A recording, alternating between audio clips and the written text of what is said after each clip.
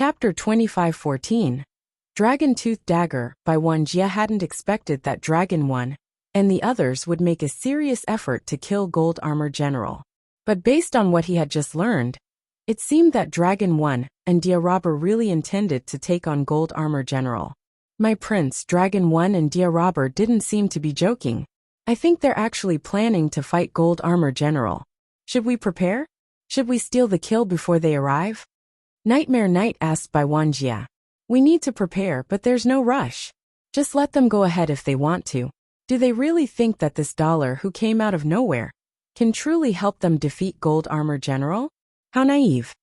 Bai Wuxia laughed and went on to say, even if I wanted to take down Gold Armor General, I'm afraid I would have to request Yu Shanshin's aid, which would be expensive.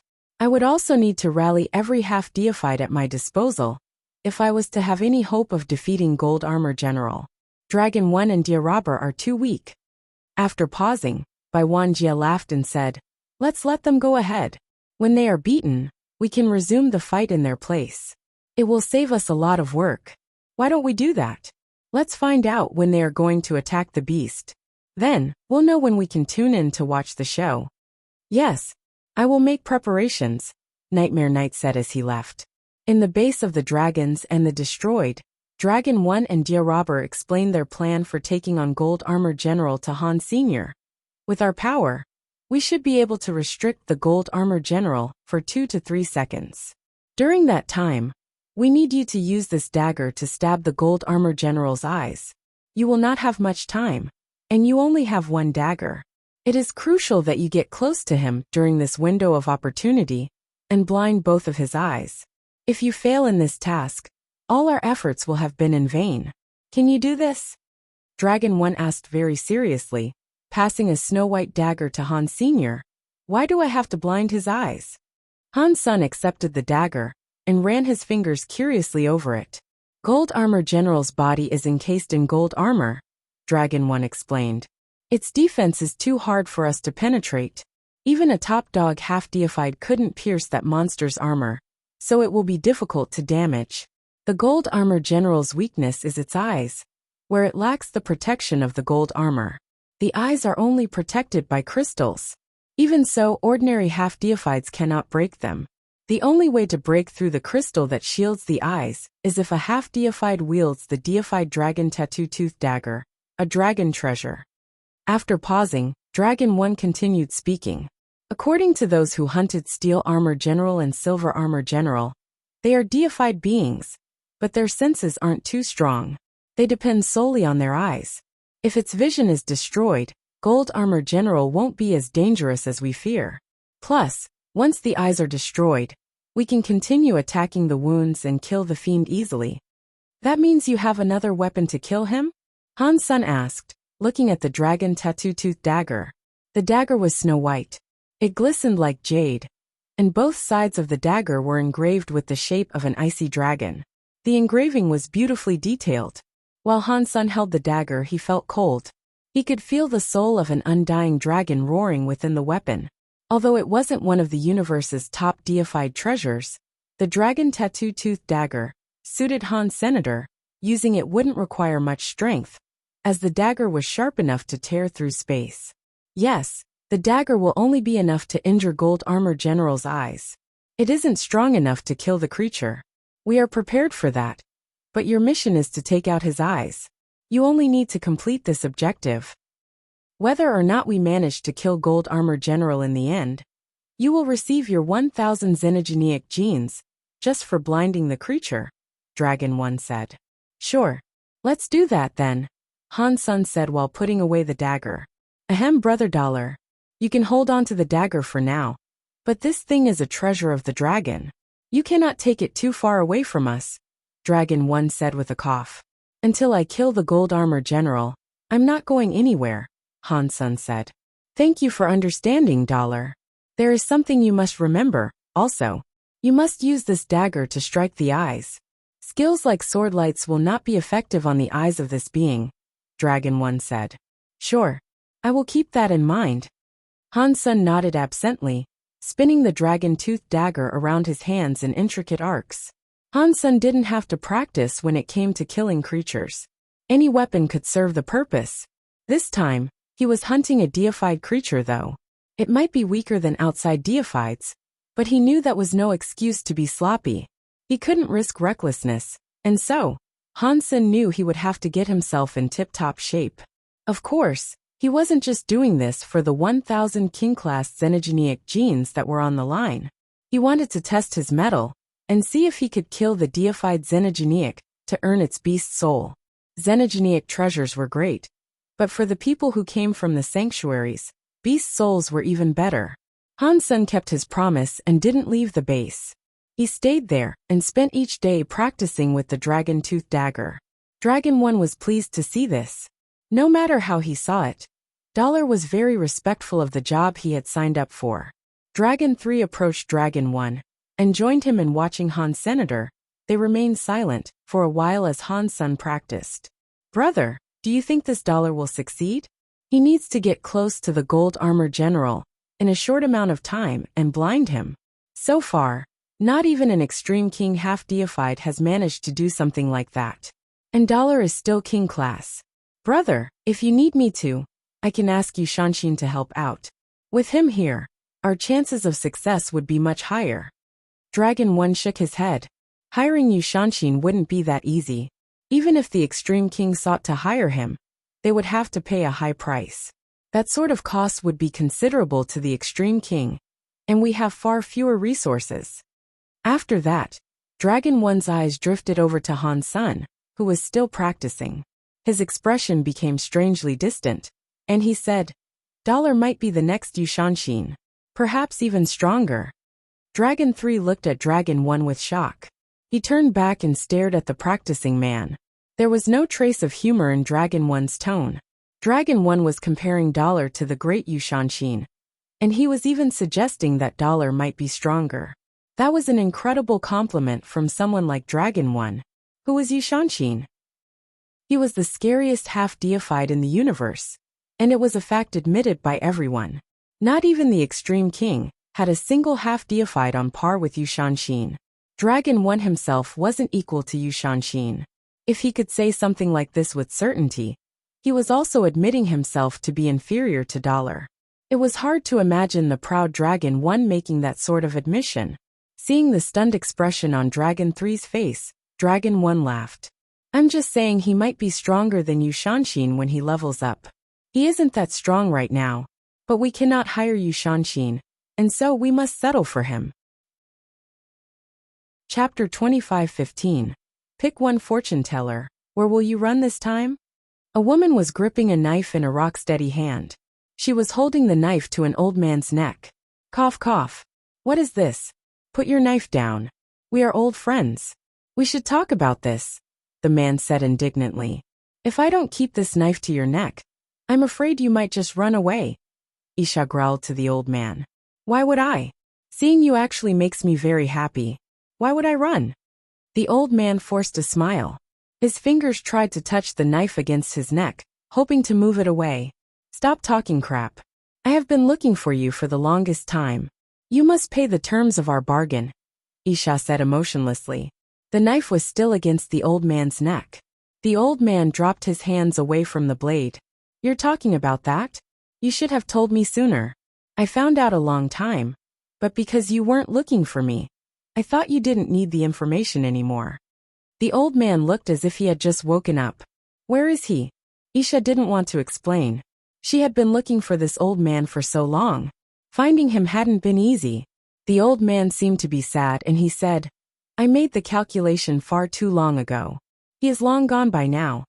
Seeing Isha's expression darken, the old man quickly said, But don't worry. I'll calculate a new bearing for you at once. 3 minutes. Give me 3 minutes, and I will give you Dollar's location. Hearing the old man say this, Isha's mood lightened a little. I will calculate it now. Just stop waving that knife around. You are such a pretty girl. But no one will marry you if you behave like this. The old man carefully pushed the knife away. This time, Isha didn't resist. She slid the knife back into its sheath, then turned her expressionless face back to the old man. You have 3 minutes. If I don't know where Dollar is in 3 minutes, I am going to make you marry someone. Me? The old man was shocked, and he didn't know what Isha meant. I will make you the son-in-law to the king of hell, Isha grunted. The old man smiled wryly. He lifted his hand and began the calculation. He raised his head to Isha and said, I lost the bet. I have to admit it. I have your answer, but I also have 2 locations. One is Dollar's location, and the other is your student's location. You know the rules. I only lost to you once, so you can only choose 1 location. Which do you wish to know more? Han's son is still alive? Isha frowned. He is for now, but he isn't doing well. If no one goes to save him, I'm afraid. The old man stopped talking. He just shook his head and sighed. Can he still be saved? Isha asked with a frown. He can if you go there. The old man nodded. Where is he now?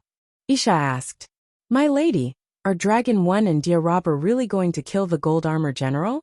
In the core area, a maid-looking woman of the Kate was curiously looking at a woman in a yellow shirt. They were on a ship. They're spending a lot of manpower on this project. It cannot just be for show. The lady in yellow was attractive and composed. She seemed young, probably no more than 20 years old. But her eyes were alert and intelligent, as if they could see through everything. The gold armor general is as good as a deified xenogeniac outside the core. Are they really going to kill it? I have heard that they have hired someone called Dollar, and they seem to have high expectations of him. I don't get it though. He hails from some small nameless race. He achieved first place in the Marquis bracket of the Geno being scroll fights, but that's it. The evolution of his genes can't be that good. Why would geniuses like Dragon 1 and Dear Robber place their faith in a guy like that? The maid asked, still not understanding. The yellow-clothed woman laughed and said, they're collecting all the strength that they can. Expensive things are often useful, but we do not know if Dragon 1 and Dear Robber are using their resources correctly. My lady, Little Butterfly doesn't understand this. In your territory, you can choose geniuses of the Extreme King, and some of them are already deified. That would save you trouble. Why are you giving up that option, though? To pick a silkworm of some other race? Dragon 1 and Dear Robber are strong, but they are half-deified. And even when compared to other half-deifieds, they are still worse than the likes of the Extreme King. Am I right? The maid asked with wide eyes. The yellow-clothed woman blinked and said, I didn't say I would choose the Extreme King. It's just that the blood of the Extreme King is quite strong. After all these years, however, I believe they have peaked. Even if they could help me, they cannot improve much more. I prefer someone who can keep improving. Will that make a difference? They will reach the same strength as the Extreme King in the end. Little Butterfly didn't understand. The yellow-clothed woman laughed. It is just like how some people enjoy buying adult dogs to watch over their gardens. I would prefer buying a young one and raising it myself. Watching things grow is fun. Little Butterfly seemed to understand this, and so she said, You mean that Dragon 1 and Dear Robber are like young puppies? And the Extreme King are adult dogs? Something like that. The yellow-clothed woman laughed again. It isn't just Dragon 1 and Dear Robber though. Other races could fit the bill too. There are many different breeds of racing dogs. You just need to find the one with the most potential. So, which do you think has more potential? Dragon 1 or Dear Robber? Little Butterfly was curious. Neither of them are bad. Their potential shouldn't be any worse than the Extreme King's princes and princesses. But they aren't the best. The yellow-clothed woman sighed. Out of all the people I've seen, the best still has to be Sky Palace's Yushanshin. Lone Bamboo isn't bad, but he is probably taken. Isn't that a bad thing? Little Butterfly asked with shock. It isn't that bad. This universe has no lack of geniuses. I just need some more time to find them. Let's watch Dragon 1 and Dear Robber for now. Perhaps we might learn something interesting. The woman's eyes were like stars. She looked at the sky, thought of something interesting and smiled. It had a beautiful curve, and she spoke to herself. Very high's forgotten love. Although they have big hearts, they are boring. Many of the higher races knew Dragon 1 and Dear Robber were preparing to defeat the gold armor general.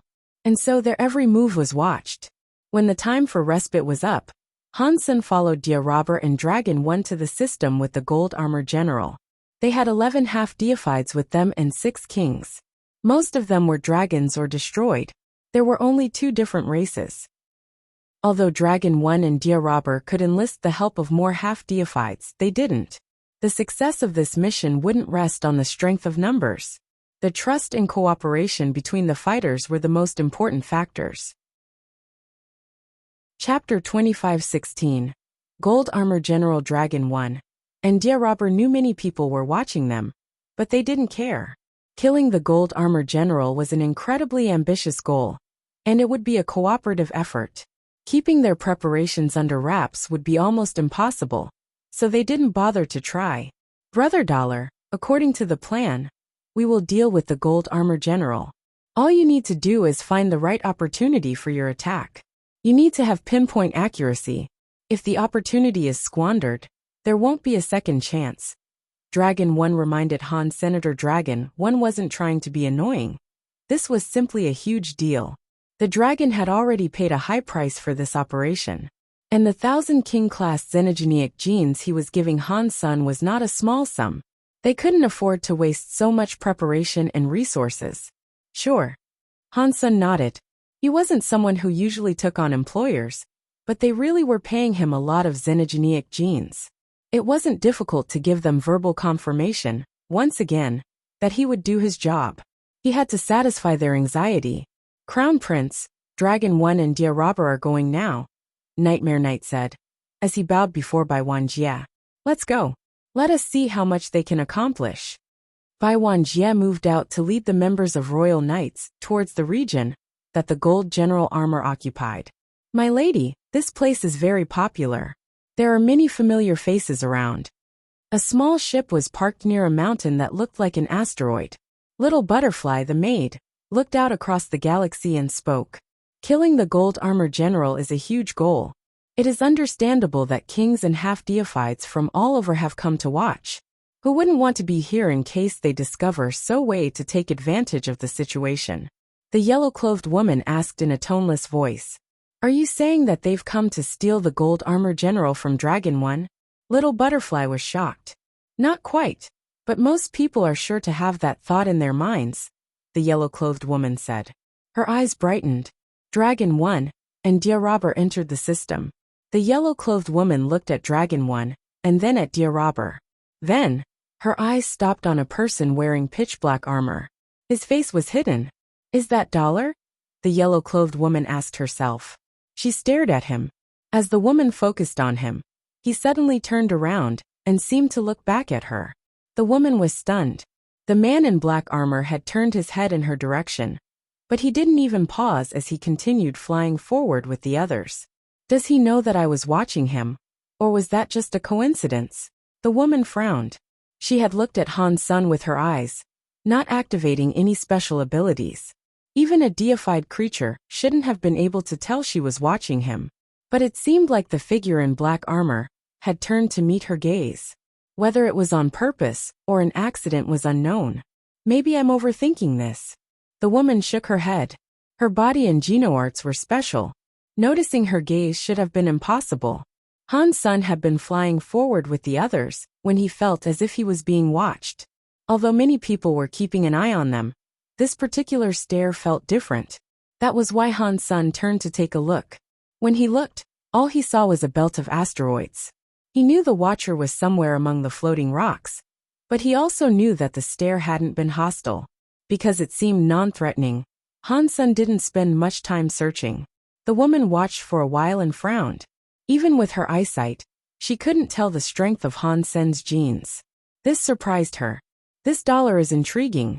I cannot wait to see the limit of his power, the woman murmured to herself with interest. After Dragon 1 and the others entered the system, they headed for a meteorite. The Gold Armor General always stayed near asteroids. It was a space xenogenic, so it wasn't interested in living on a planet.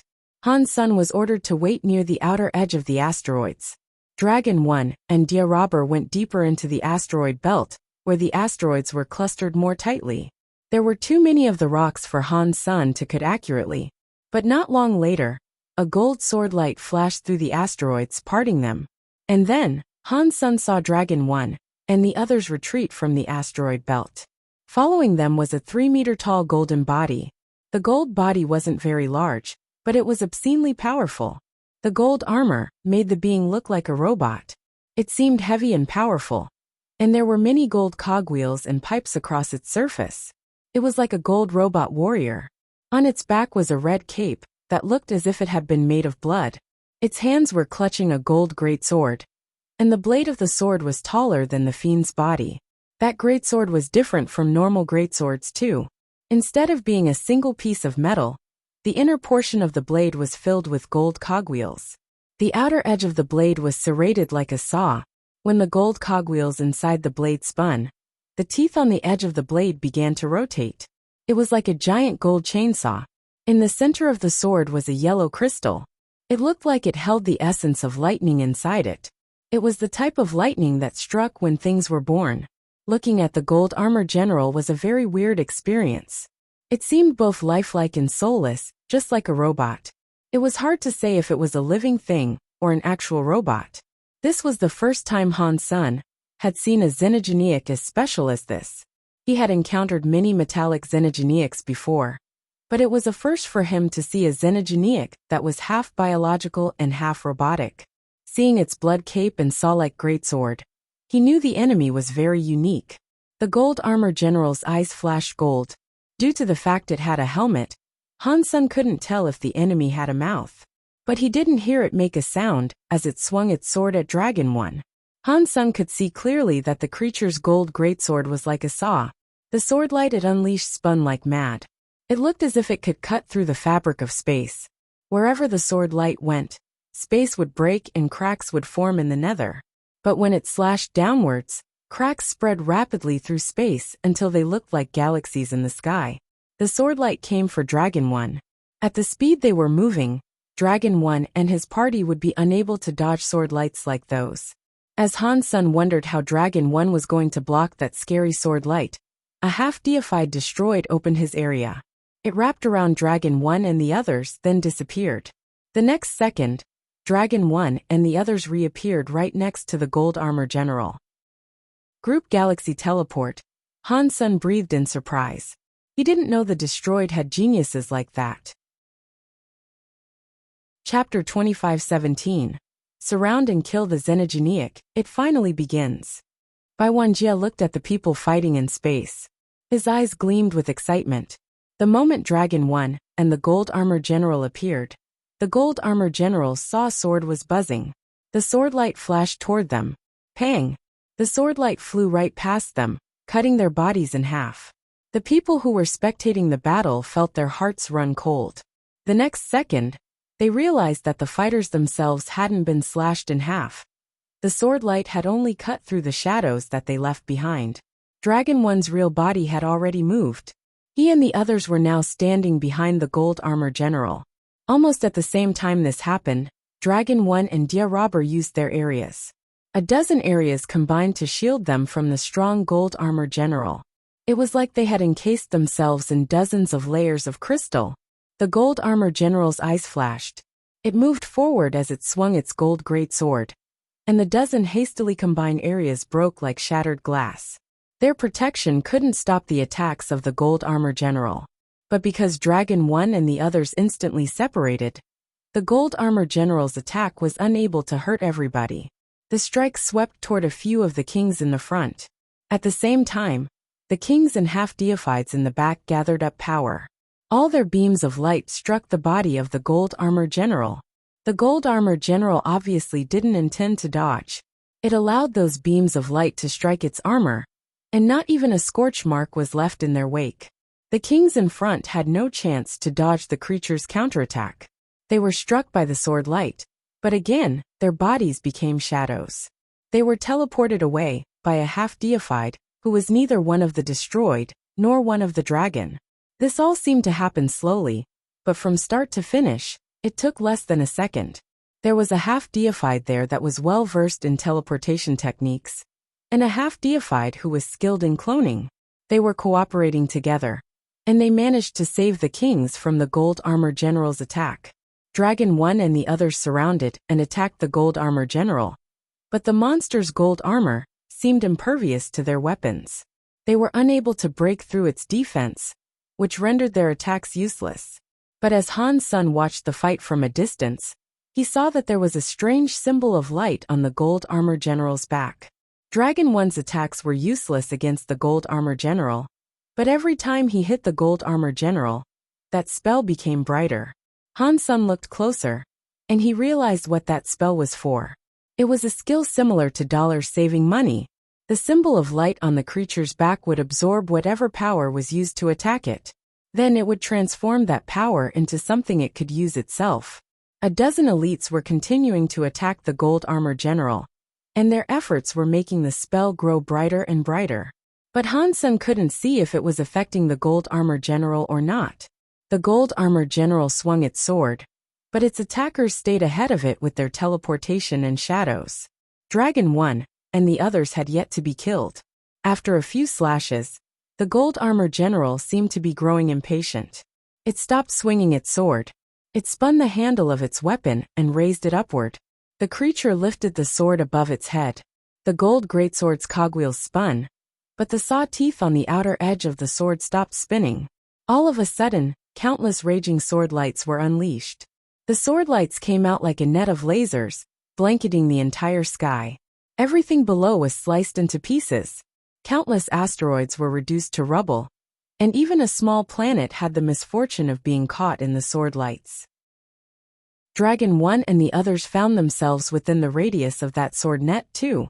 Dragon 1's team wasn't afraid though. It appeared as if they knew the gold armor general would perform a move like this. One of the half-deified dragons moved at the same time the gold armor general did. It used an area to encompass Dragon 1 and the others. The scary substance chains that formed the sword net landed on Dragon 1's team, but their bodies had become like shadows again. The sword net slid right through their bodies, and it was unable to hurt them. Just as the sword net passed by them, their bodies started to become solid once more. The half-deified who had just used that area looked pale though. A trickle of blood snaked down from his lips.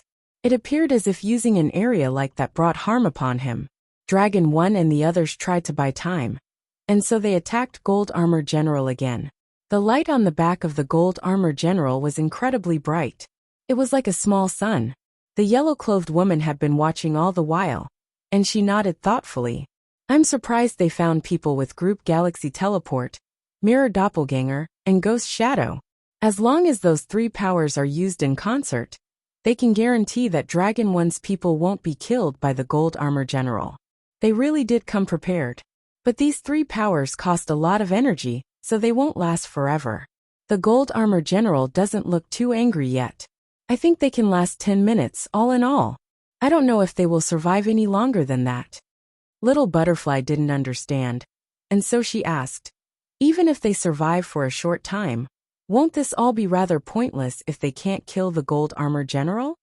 The yellow-clothed woman pointed at the Gold Armor General's back. The glowing symbol now looked like a little sun. This is a skill of the dragon. It's an evil breaker spell. When the strength accumulates to a level, even a deified elite will be affected by it. It will make them pause for a brief while. And in regards to how long the Gold General armor will be stopped, it all depends on how much power they can gather up in the time they have. I don't think its effects will last any longer than 1 or 2 seconds. What is the point in doing all of this to stop Gold Armor General for a measly 2 seconds? Their attacks won't be able to break Gold Armor General's armor. It will be pointless if they only buy themselves 2 seconds. Even if they had 2 hours or 2 days, it would still be useless. Little Butterfly still didn't understand. The yellow-clothed woman looked at Han's son on the battlefield. Dragon 1 must have placed his hopes on Dollar. When Gold Armor General stops, Dollar will perform the deadly strike. If I am correct, the item on his waist is a deified treasure of the dragon. It is called the Dragon Tattoo Tooth Dagger. If it was used by a deified, it could easily break through that armor. After pausing, the yellow-clothed woman went on to say, but if it is used by a king class, it is unlikely that it will puncture the armor. I bet it can only be used to pierce the Gold Armor General's eyes. The eyes must be their target. I cannot be sure if Dollar can succeed here though. Even if he can, piercing the eyes won't kill the Gold Armor General. Dragon 1 must have another ace up his sleeve. As she said this, Dragon 1 and the others reached the end of their ability to hold on. The two who used Galaxy Teleport and Mirror Doppelganger were pale, and their bodies were shaking. They had used these skills 10 times, and the radius of the areas they cast was huge. They were tired and they could no longer go on. The half-deified using Ghost Shadow was even worse off. After he made Dragon 1 and the others ghosts, he didn't have enough power to totally erase the substance chains. The effects would land on him, and after using 3 Ghost Shadows, he was bleeding out of all 7 of his holes. Chapter 25:18. The plan fails by Wuxia looked on from far away. Behind him were 100 royal knights. They were all lined up in a formation, and the weakest knight in their ranks was king class. Very few races in the universe could gather up an army of knights like that. And Bai Wuxia had only brought a small segment of their knights. Dragon 1 and Diarabber really have put a great deal of effort into this, but they put all their hope in Dollar. Letting him deliver the single most important hit, that was just too careless of them. If that strike was being delivered by Yu Shanshin, it would be a guaranteed hit. It is a shame they got Dollar instead. He isn't even half deified. This won't turn out well for them. Bai Wuxia said grimly. The yellow-clothed woman's eyes moved. She quietly said, "This is the time Dragon 1 and the others reached the max." As the woman spoke, Dragon 1 was also shouting, "Dollar! Get ready to strike." Han Sun heard the call, and immediately pulled out the dragon tattoo-toothed dagger. He sprinted into the battlefield, and deployed his Dongxian area. The awareness of the Dongxian area rolled through his mind. Blurg. The user of Ghost Shadow activated his area again. He helped Dragon 1 and the others avoid the sword net, but he was bleeding badly. Blood gushed from every orifice in his body, and after this last use of his power he passed out. The half-deified user of Mirror Doppelganger shone a light on him, bringing the man's true self close, and leaving a shadow in his place. His mouth was bleeding, and his face was all gray. "Back!" Dragon 1 shouted, dragon blood spilling over his own lips as he did. That dragon blood became a dragon shadow that flew at the Gold Armor General. After it landed upon Gold Armor General's back, it melted into the spell. The spell became red. When the Dragon Blood Evil Breaker spell was activated, the Gold Armor General became incredibly angry. The yellow saw-like greatsword was lifted, and the fiend drew a circle above its head. The circle of sword light blasted out like a shockwave. Dragon 1 and the others were teleported away by the Galaxy Teleporter, dodging that scary rain-like sword light. At the same time, the Gold Armor General's body froze in place. He remained in the same position, with the golden greatsword held up over his head. "This is it," Dragon 1 shouted with insane glee. The Dragon Blood Evil Breaker powers had activated before there was a single casualty. Right now, everything was copacetic, and everything had gone according to plan. Now everything rested on Dollar's shoulders. If Dollar could blind the Gold Armor General, then their killing of the beast was guaranteed. But no one could be certain Dollar was up to the task, or that he'd be able to perform his assigned duty.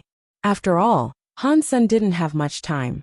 He had to make his way past the rain of sword light, and get close enough to the Gold Armor General to blind both of its eyes. Doing all this would be very difficult, probably too difficult. Dragon 1 and Diarabber weren't completely sure that he could do it. Of course, if they hadn't been confident, they wouldn't have hired him. Han Sen's body flashed toward Gold Armor General with blinding speed. When Han Sun came before the rain of sword light, the space around his body warped slightly. He used a teleportation power. Although his abilities of teleportation took some time to prepare, Han Sun had put that into motion earlier. When he reached the rain of sword light, his body was already in teleportation mode. He teleported behind the rain of sword light, and he kept flying toward the Gold Armor General. Dragon 1 was so excited to see this. His Dragon Blood Evil Breaker spell was something he was very confident in. He had gathered up enough power to stop their foe for 2 whole seconds. Han Sun moved very smoothly, and within less than a second, he was hovering directly before the Gold Armor General. Because it had taken him less than a second to reach the Gold Armor General, he had at least 1 second to blind the Gold Armor General's eyes. If this was a normal Xenogeniac with king-class power, Dollar could stab it multiple times. Although the gold armor general's eyes were its weak spot, they wouldn't be easy to pierce through. Dragon 1 was hoping Dollar would be able to blind both of its eyes in that sole second he had. Things would go awry if he was unable to do that. Bai Wanjie and the yellow-clothed woman were watching the show. Their eyes focused on Han Senator. They understood that a single blow would determine the entire outcome of the battle. Dragon 1's success in hunting the gold armor general now depended on Dollar's strike. Suddenly, the yellow-clothed woman shifted her eyes. She looked disappointed. As Han Sen drew within striking range of the gold armor general, the monster's body hissed like a steam machine. The pipes across its form released gold flames. The stationary body suddenly moved. Its gold eyes turned to stare at Han Sen in front of it. Its gold greatsword began to move through the air, striking downwards. The cogwheels spun, and the blade was groaning. A gold sword light was emitted, unleashed like a chainsaw. The entire asteroid belt shook, and the darkness of space moaned. The realm was breaking under the force of that gold sword light. It's over. The calculations were incorrect. We underestimated the gold armor general. That dragon blood evil breaker power was only able to stop the fiend for a second. Dragon 1 suddenly felt overwhelmingly cold. His stomach turned. Dia Robber and the others were in shock too. The pipes on gold armor general's back were spitting out gold fire. They broke the dragon blood evil breaker power, while the blood cape on his back rippled and waved. The cape was dyed a golden color. It's all over. Everyone looked hopeless. They had known from the beginning that if the gold armor general recovered its movements while Dollar was next to it, Dollar was a dead man. He would be unable to finish the plan of destroying the gold armor general's eyes. It was impossible to tell if he would even get out of there alive. He was too close to the gold armor general, and his entire body was barely the size of the gold armor general's arm. Even if galaxy teleportation was used, he couldn't be brought back in time. That is what happens when someone misjudges his own power. Bai Wanjie sighed in his heart. Dollar was quite the character. If the crown prince had been able to hire him, he wouldn't mind feeding another mouth. But Dollar had come and stolen his business instead. The extreme king wouldn't be sorry when he died. Nightmare, who was next to Bai Wanjie, was wondering if now was the time to strike. Dragon 1's hunting plan had failed. The yellow-clothed woman felt dismal and disappointed. She was interested in Dollar, and she wanted to see what he was really like. But because of Dragon 1's miscalculation, the plan had failed. The gold armor general was stronger than assumed, and Dragon 1 had placed Dollar in danger, directly in front of the gold armor general. There was nowhere to run or hide. Chapter 25:19. Killing a deified. Han Sen squinted. Instead of falling back, he concentrated on the gold armor general in front of him, with his purple-eye butterfly spinning like mad. He had known before he approached that there was something wrong. Although the gold armor general had been frozen by the dragon blood evil breaker power, Han Sen's Dongxian area showed him that its self-cogwheel was still spinning slowly. The beast hadn't been captured. But even so, Han Sen didn't want to retreat. He went after the gold armor general anyway. Everyone was watching as the scary gold greatsword came down.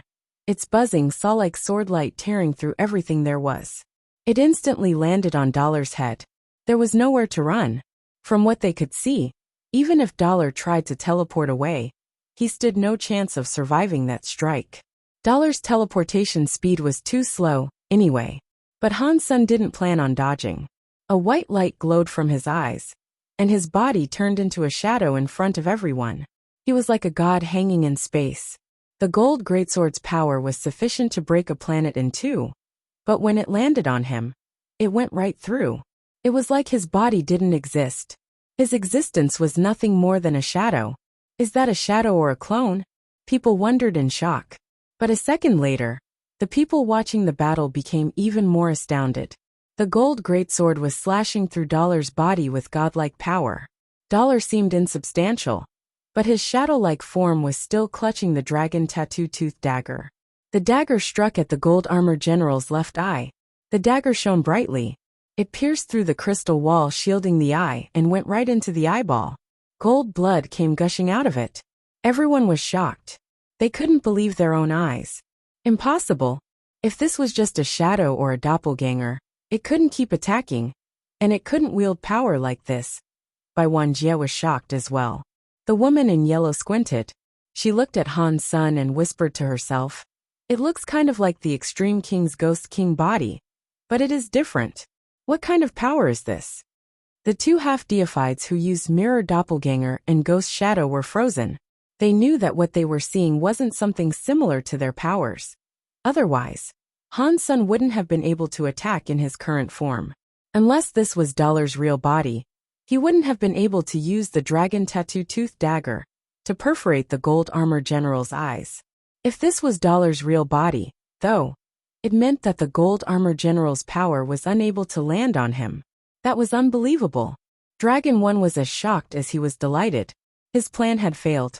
They were on the cusp of losing everything.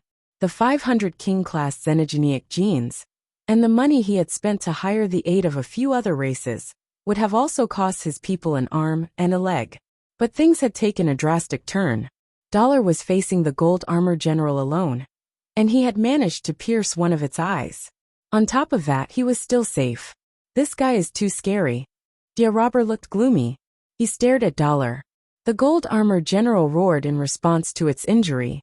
While it roared, the pipes on its body kept spitting streams of gold fire. The creature swung its saw greatsword wildly, wanting to kill Han Senator, and yet Han Sen just stood there, taking each strike without making an effort to evade them. Han Sen thrust the dragon tattoo-toothed dagger. The moment the gold greatsword went right through him, even space shuddered and cracked under the power of the gold armor general's mighty strike. But Han Sen's body remained perfectly intact. The dagger in his hand punched a hole in the gold armor general's other eye. Everyone was petrified when they saw the gold armor general swinging his greatsword like crazy. He was smashing the planets all around, breaking them in a frenzy. And yet, despite all that, he was unable to deliver any damage to Han. Senator Dollar looked like some kind of god as he stood before the gold armor general. He was able to ignore that scary gold greatsword and the sword lights that it unleashed, focusing purely on stabbing the gold armor general's eye repeatedly. The gold armor general's eyes kept bleeding. Even the brain juice behind it was starting to leak out in a steady stream. No one dared to believe what their eyes were telling them. A king class was killing the gold armor general in front of them. The gold armor general was enraged, and yet it was helpless. It roared hopelessly, unleashing frightening powers. But before that man who was like a god, all its attempts to fight back were for naught. It kept getting stabbed in the eye over and over. Dollar worked methodically, as if he wasn't stabbing a scary deified xenogeniac. Rather, he looked like he was just repeatedly prodding a lifeless slab of pork. As he stared, Dragon 1's mask of cool detachment slipped from his face.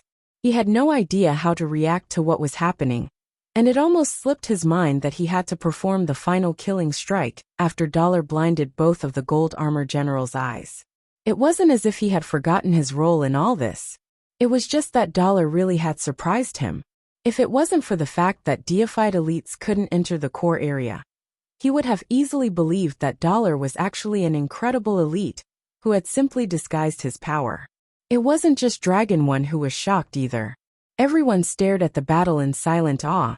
Even the Extreme King Crown Prince Wuxia, who had seen many incredible things, had his mouth wide open in the shock.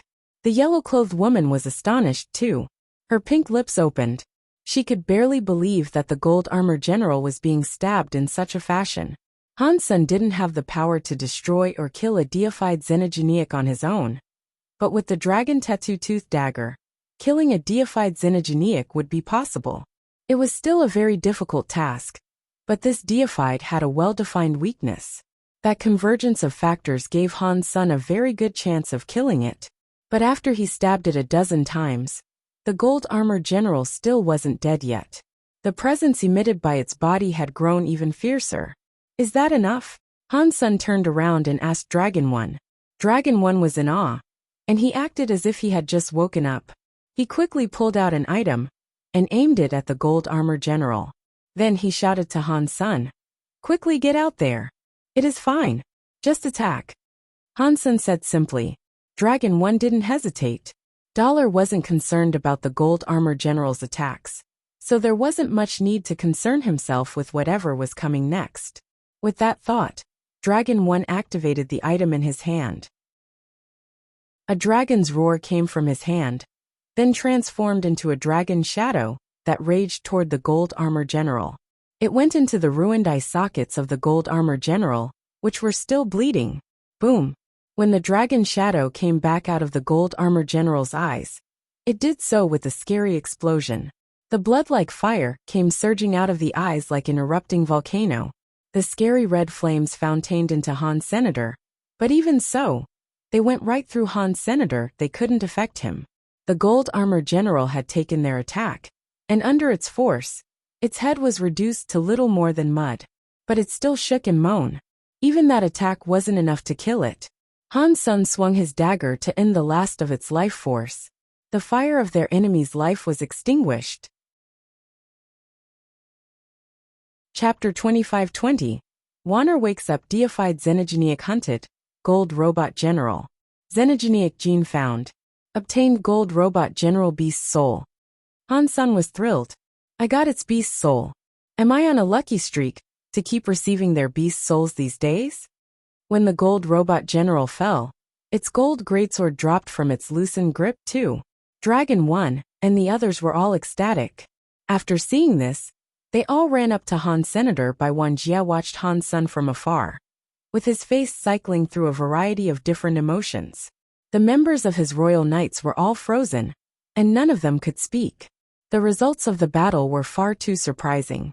The gold armor general was considered too difficult to kill, and yet Dollar had single-handedly secured the victory. Watching Han's son at that moment was like looking at a god and a demon. It left a really deep impression in their brains. What just happened? That Dollar just soloed the gold armor general. Am I seeing this correctly? It was too fucking scary. Dollar is too powerful. He just soloed a deified as a king. Can any of the extreme king do such a thing? Even someone else could do this. There's no way they could do it as casually as Dollar did. He must be a deified pretending to be a king. After the king-class audience watched the fight, they were all left looking shocked. The yellow-clothed woman looked at Han's Senator. Her pretty eyes had become unreadable as she spoke to herself. What is up with this Dollar character? What is his power? Interesting. How interesting. Is he stronger than you, Shanshin? Brother Dollar, we couldn't have done this without you.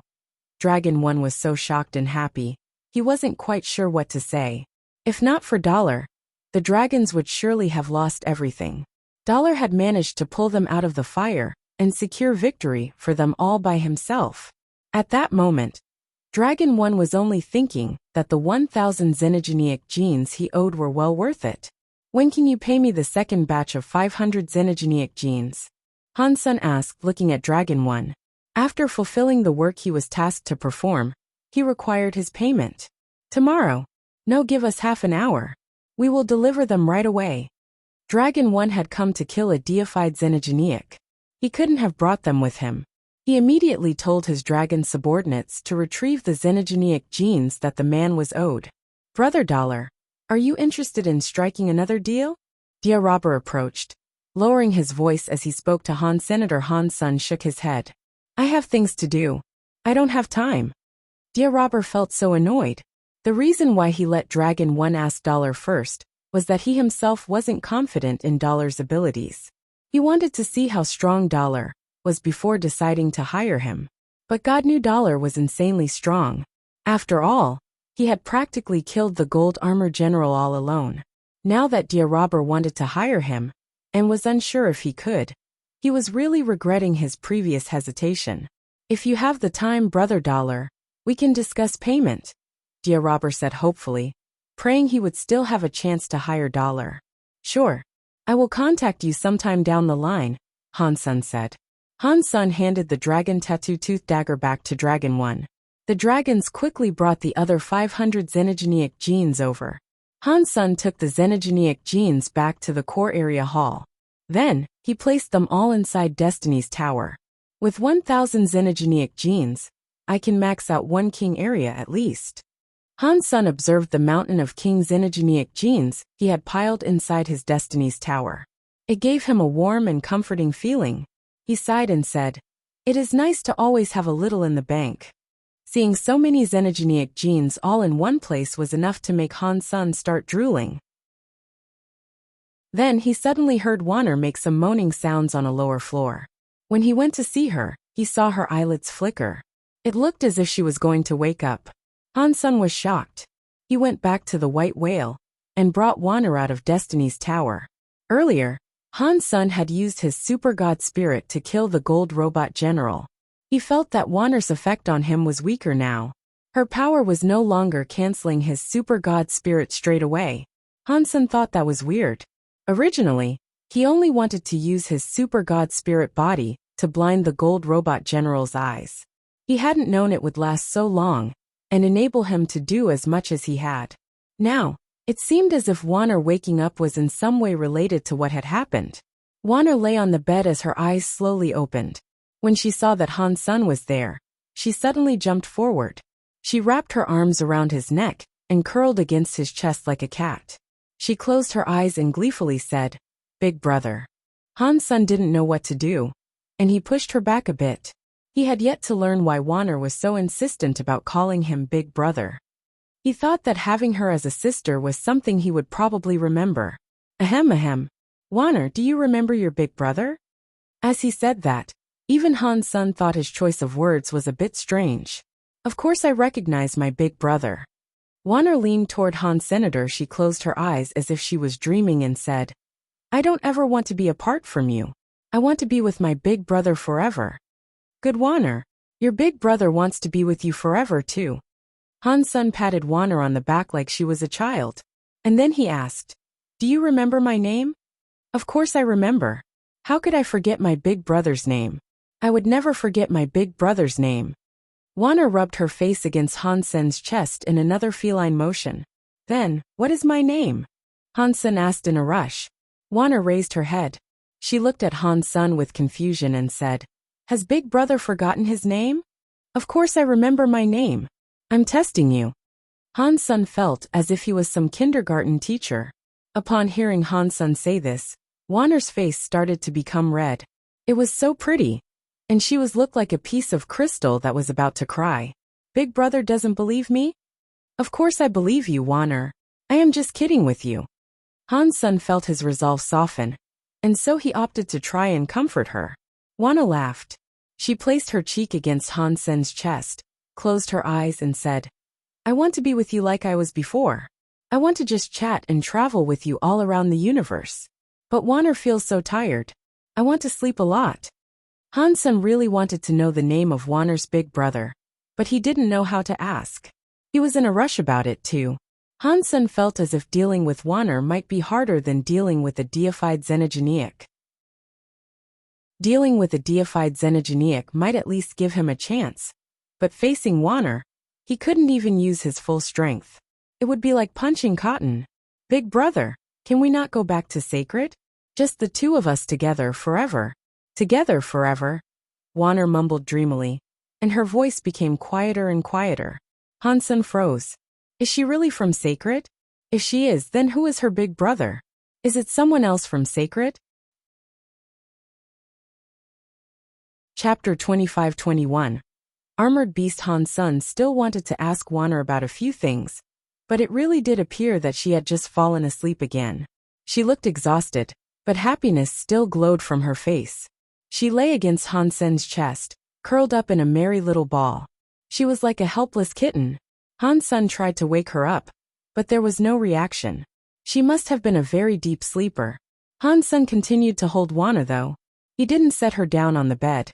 If Han Sun put her down somewhere, and then went too far away from her, she would return to her gold hair mode. It would damage her body even further if that happened. Han Sun hesitated to do it, but he placed her back inside Destiny's Tower. She could sleep freely there. I'm going to have to wait until she wakes up before I can question her again. Now Han Sun had some time to check out the Gold Robot General Beast Soul. Deified Gold Robot General Beast Soul. Armor-type. Han Sun didn't immediately react. He knew this armor-type beast soul would be different from other armor-type beast souls. Han Sen summoned the gold robot general, wanting to see exactly what kind of beast soul it was. The gold robot general beast soul instantly flew out into the air in front of Han Sen, and his heart leaped. It floated right before Han Senator. It had a golden body and held a gold greatsword, just as it had when it was alive. The red-colored cape was striking, but the beast soul had a shadowy element to it. It wasn't solid and it didn't look real. As a second passed, though, the gold robot general beast soul quickly solidified. It was like the gold robot general had been brought back to life. It floated in front of Han Sen without moving. While Han Sen was still in shock, gold robot general's gold body suddenly disassembled. It became pieces of metallic machinery, all of which flew right at Han Senator. It began to reassemble itself around Han Sen, encasing him within. It soon reformed the shape of the gold armor general around him. Han Sen was inside the gold robot general now. He felt as if his thoughts were symbiotic with those of the machine. Oddly, it felt like he could now control a second body. Han Sen quickly realized what the gold armor general. The revelation made him grin. This is like one of the warframes of the Alliance. But the controls of this machine are far more sophisticated than the warframes were. The pilot uses their own mind to guide this thing. And I'm the one who is now controlling the gold robot general. I have the gold robot general's attack power now. But even so, it is different from shape-shifting beast souls. While I'm controlling the gold robot general, I can only make use of its power. I cannot send my own power through this body. But having the gold robot general's power made him practically deified. Han Sen didn't even have to use his own power. I wonder if the gold robot general can be used in the core area? If that is possible, then I'll become unimaginably rich. I'll be able to wipe out anything in the core area. Han Sen was exhilarated by the prospect. He couldn't wait to go to the core area to try it out. This time, Han Sen didn't use his Dongxian Sutra's cogwheel to enter the core area. There must have been many people waiting where he last departed. It would be troublesome for him to show up there again. So, Han Sen used his Jadeskin self-cogwheel to enter the core area. Under the power of Jadeskin, he appeared elsewhere inside the core area. Han Sen found a quiet place without anyone around. And then, he quickly summoned the gold robot general. He discovered he could use it. Beast souls were not restricted in that realm, which meant that the gold robot general wasn't the only beast soul that he could use. Even the Peacock King's garments could be donned in the core area. Haha, God is on my side. My time to shine has finally come. Fighting those old deified elites in the outside world will be difficult, but mopping up across the core area should be an okay task. Han Sen wanted to shout to the sky to release some of his excitement. Han Sen didn't immediately head out to kill Xenogeneics, though. The core area extended into infinity in all directions, and he wasn't very familiar with the place.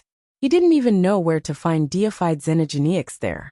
Plus, he already had 1,000 King Xenogeneic genes to make use of. That was too many for him to eat in a short period of time anyway. He could only eat 2 or 3 King Xenogeneic genes per day. And that was only possible because he could use consume. 1,000 Xenogeneic genes would take a long time to process. I wonder if there are any other geno arts that can help me to digest King Xenogeneic genes faster, Han Sen thought to himself. He didn't have an answer though. Maybe the 1,000 treasures might know a thing or two about this. I should ask Feng Qingyu. Han Sen put away the beast souls and returned to the white whale. He went to tell Feng Qingyu what he was wondering about. Of course, he didn't say he was eating King Xenogeneic genes. He asked Feng Qingyu if there was a geno art similar to consume but even better. Feng Qingyu thought for a moment, then said, "The consuming ants consume is the best geno art of its kind. A geno art that is better than consume might be difficult to find. But there is a very famous geno art that most people would be unable to practice." What geno art would that be? Han Sen quickly asked. Big destroyed, Feng Qingyu said. Big destroyed? Isn't that a very destructive geno art? Han Sen had heard about this geno art before, and he had heard that it utilized powerful destructive forces. Even amongst the destroyed, not many could use big destroyed. Even elites like Bar weren't capable of practicing big destroyed. Dia Robber was said to have talent with it, but Han Sun had never seen him make use of it. Big Destroyed is an overbearingly destructive Geno art, Fang Qingyu said. The Thousand Treasures Alliance has researched Big Destroyed before, and we discovered that it is a Geno art that breaks down substances and returns them to a base state. Any substances that are struck by Big Destroyed will be shattered and returned to their most primitive and practical form. If you eat those practical results, things might be easier for you to digest. After saying all this, Fang Qingyu laughed and said, "But I have to tell you, aside from that, I don't think there is any Geno art greater than Consume for this task. Consume is the best in its field of Geno arts. There are a few that are similar, but they are basically all the same." Han Sun considered his options and decided that Big Destroyed might work out for him. He asked Fang Qingyu, "Where can I get Big Destroyed? Can I buy it from the Thousand Treasures Alliance?" "It's a secret Geno art of the Destroyed. You would need the body of a Destroyed to learn it. The Thousand Treasures Alliance has never had that skill," Fang Qingyu said as he shook his head. "It looks like I will have to start with the Destroyed," Han Sun thought. "Dia Robber does want to hire me to hunt another deified xenogeneic, but I don't know if he would be willing to give out the secrets of Big Destroyed in exchange for the help." Han Sun didn't plan to go looking for Dia Robber. That would give Dia Robber too much advantage. Instead, Han Sun planned on waiting a few days before returning to the core area. That way Dia Robber would likely approach him. Chapter 25-22. Yellow Clothes Wanner had been sleeping for a few days straight, and yet, there was no sign of her waking up anytime soon. That made Han Sun feel a bit depressed. The white whale was doing the same as it always was. There was still no way for them to escape the dimension they were locked in, and the white tiger pest was still too skittish to get close to them. Still, whenever a horde of snakes approached the island, it would make sure to shoo them off. Everyone still had a mushroom on their heads. The mushrooms weren't hurting them though. Every time Han Sun came back from the core area, his head would grow a new mushroom. Before he entered the core area each time, he used his original Water King body's power to get rid of it and be separated from the mushroom. Bauer released the Knights of the Extreme King to work on the ship as deckhands and the like. They didn't dare disobey, because doing so would be pointless. Even if they knew their situation, they wouldn't dare to leave the safety of the white whale. Bauer had her new toys, so she was no longer bored. She carried around her big carrot that she called ginseng, and she had a bunch of Extreme King Knights that she could freely order around. The kings and even half-deifieds were being bossed around like they were rookies. The deckhands became more afraid of little Captain Bauer than they were of Han Sun, or even the little red bird. Whenever her name was mentioned, the men of the ship would tremble. Han Sun's tally of king-class genes reached 100. Without hesitation he increased his Dongxian area to the 4th tier. Now that he had enough king-class xenogeneic genes, Han Sun planned on maxing out his Dongxian area before anything else. Because the Blood Pulse Sutra and spell were of little use in combat, he could only choose between Jadeskin and the Dongxian Sutra. The Dongxian Sutra was harder to improve than Jadeskin, and it required more power from his self-cogwheel. However, strengthening that Geno Arts area would prove more useful in the short term. Whenever he leveled up an area, his fitness and his area's power would increase by a lot. Still, Han Sun didn't notice any changes. This lined up with what he had been told about the process. He would only feel the changes when he became half-deified, and his 9 tiers condensed into one. Reaching that level would be like having all 9 tiers of his area combined into one. Stronger than all that even. It was almost time to return to the core area. Dia Robber should have been in a rush to see him by now. Han Sun used the Dongxian Sutra's self-cogwheel to open the door to the core area. Han Sun thought that after fighting the Gold Armor General, many more kings would come seeking him out. Dia Robber was likely going to be one of many, yet when Han Sun entered the core area, he couldn't see a single king. He flew for thousands of miles, and yet he found no hide nor hair of Dia Robber in the core area. Weird. Why is no one looking for me? That isn't normal. Am I too expensive, and my high prices have scared people away? Han Sun looked around in confusion. His performance was so spectacular. How could others not pay attention and want him? Although Han Sun was depressed by the lonely stretches of space around him, he still had to kill a few more xenogeniacs. He wasn't familiar with the xenogeniacs in the core area, and after thinking about things for a while, he planned to call on the bronze furnace. It should have been familiar with the core xenogeniacs, so his job would be easiest if it led him to populated areas. It would be better than wandering around aimlessly all alone. After Han Sun returned to the bronze furnace's planet, he finally found the bronze furnace. It looked to be in poor condition though. A yellow-clothed woman of the sky was beating it up. It was trying to flee from her, and it was in a sorry state. This little guy is really unlucky. I beat him up once, and now he is getting beaten up by a woman, Han Sun thought with a slight smile. Upon seeing Han Sun, the bronze furnace flew over to him, crying all the while. It hid behind Han Sun's back. The yellow-clothed woman flew in front of Han Sun, looked at him, and said, "Are you going to steal my prey? Lady, you misunderstand. I don't want to do that." Han Sun looked at the yellow-clothed woman and then went on to say, "This furnace is my pet. Please, find it in your heart to let him live on my account. This core xenogeniac gene will be a gift for your kindness." After that, Han Sun pulled out a core crystal for the yellow-clothed woman. Han Sun had once studied in Sky Palace, and he still planned to seek out their protection while on the lam. That yellow-clothed woman was one of the sky, and so the last thing he wanted was to make an enemy of her. The yellow-clothed woman didn't accept the core xenogeniac gene from Han Senator.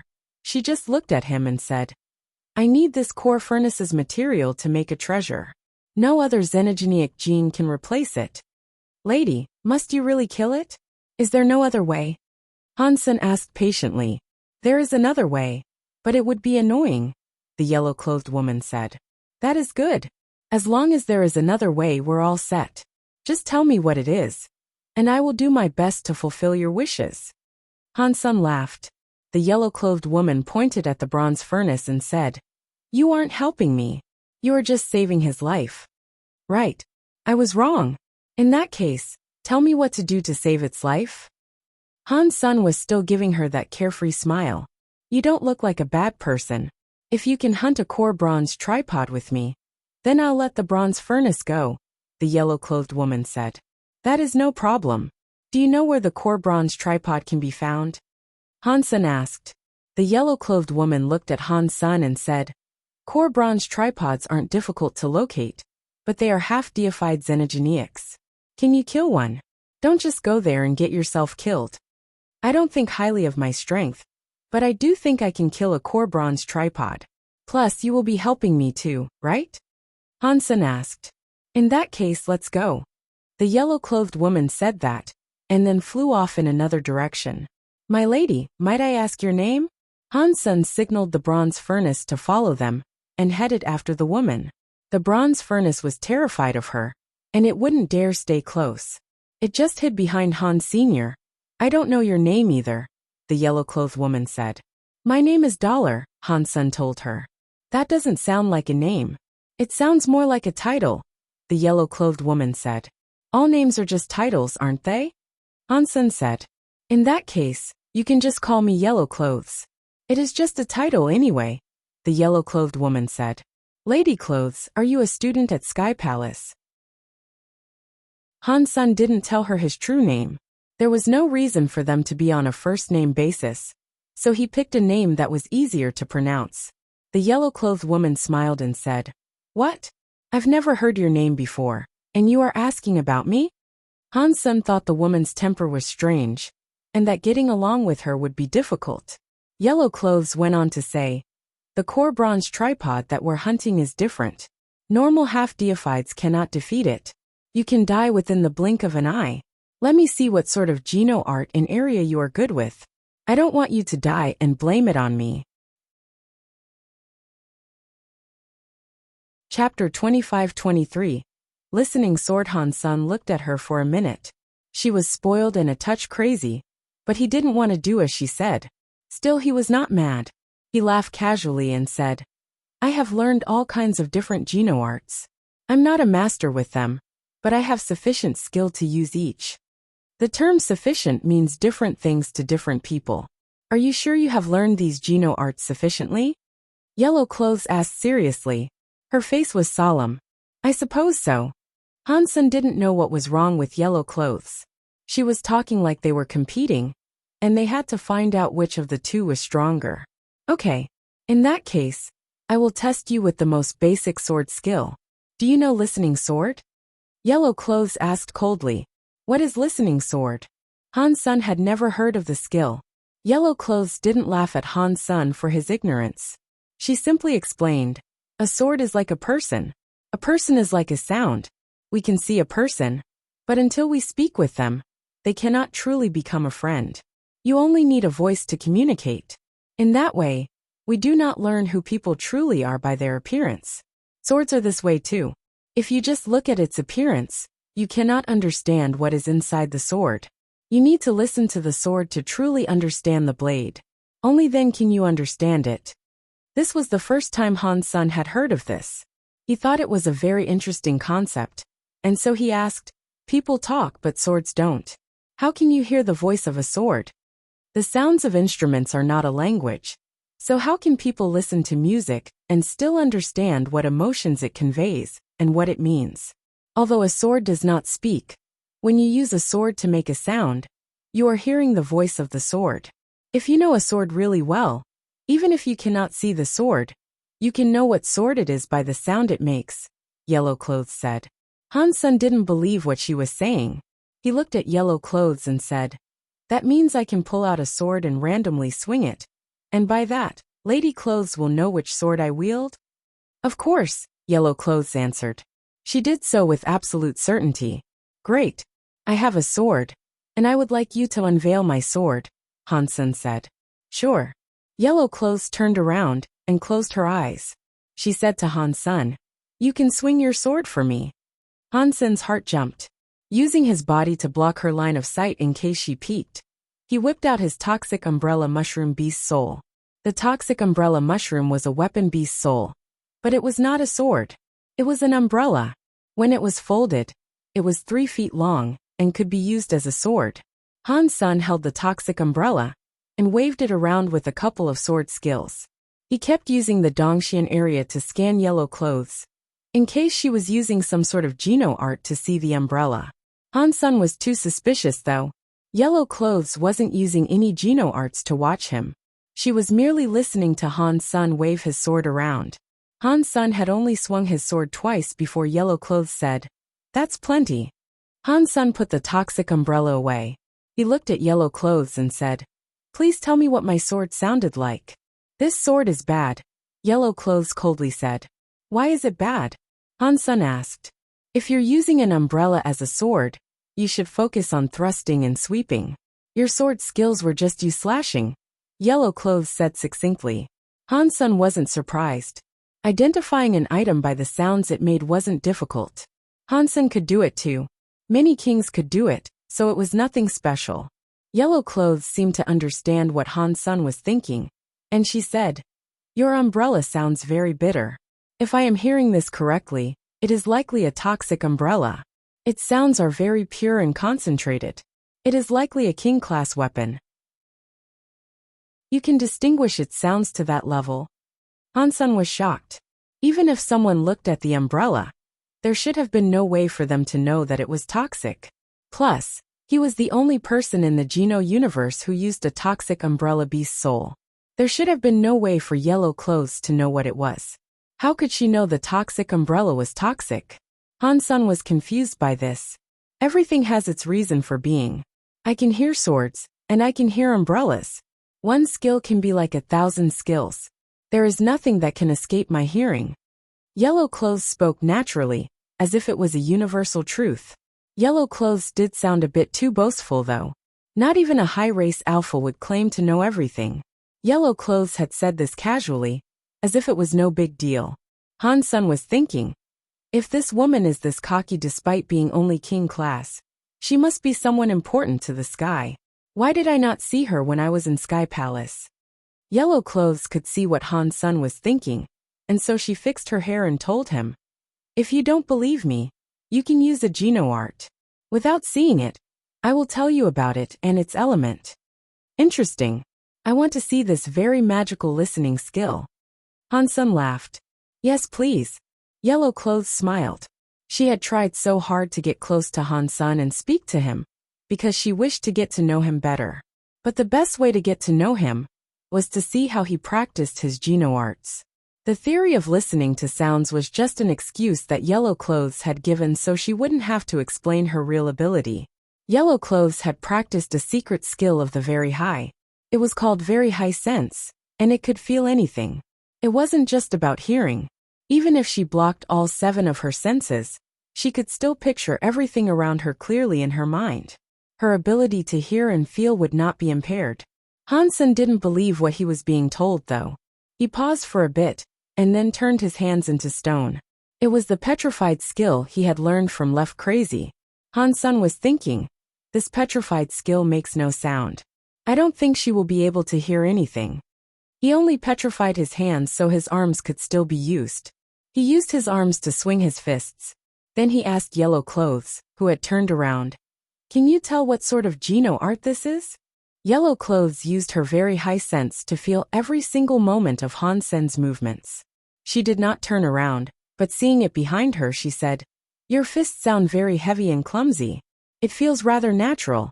If I am hearing it correctly, you have employed a petrification skill. And in regards to your punch, if you want to name it, call it Petrified Punch. Han-sun was shocked and he sighed. Lady Clothes is so strong. Petrification skills are not mainstream. You use secret Geno arts quite casually. If I name one incorrectly, you do not have to come to hunt the core bronze tripod with me, Yellow Clothes coldly said.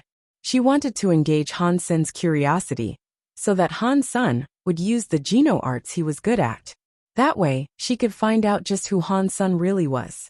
Dollar and the race of humans were an oddity in the Geno universe.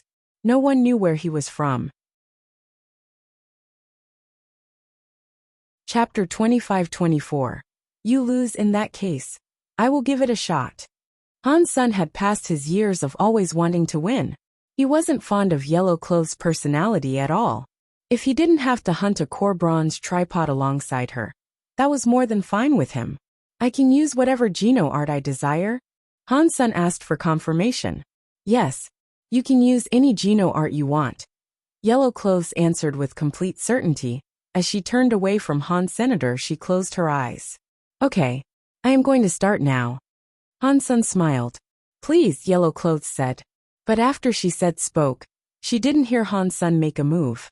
After a while of not hearing anything, Yellow Clothes felt strange.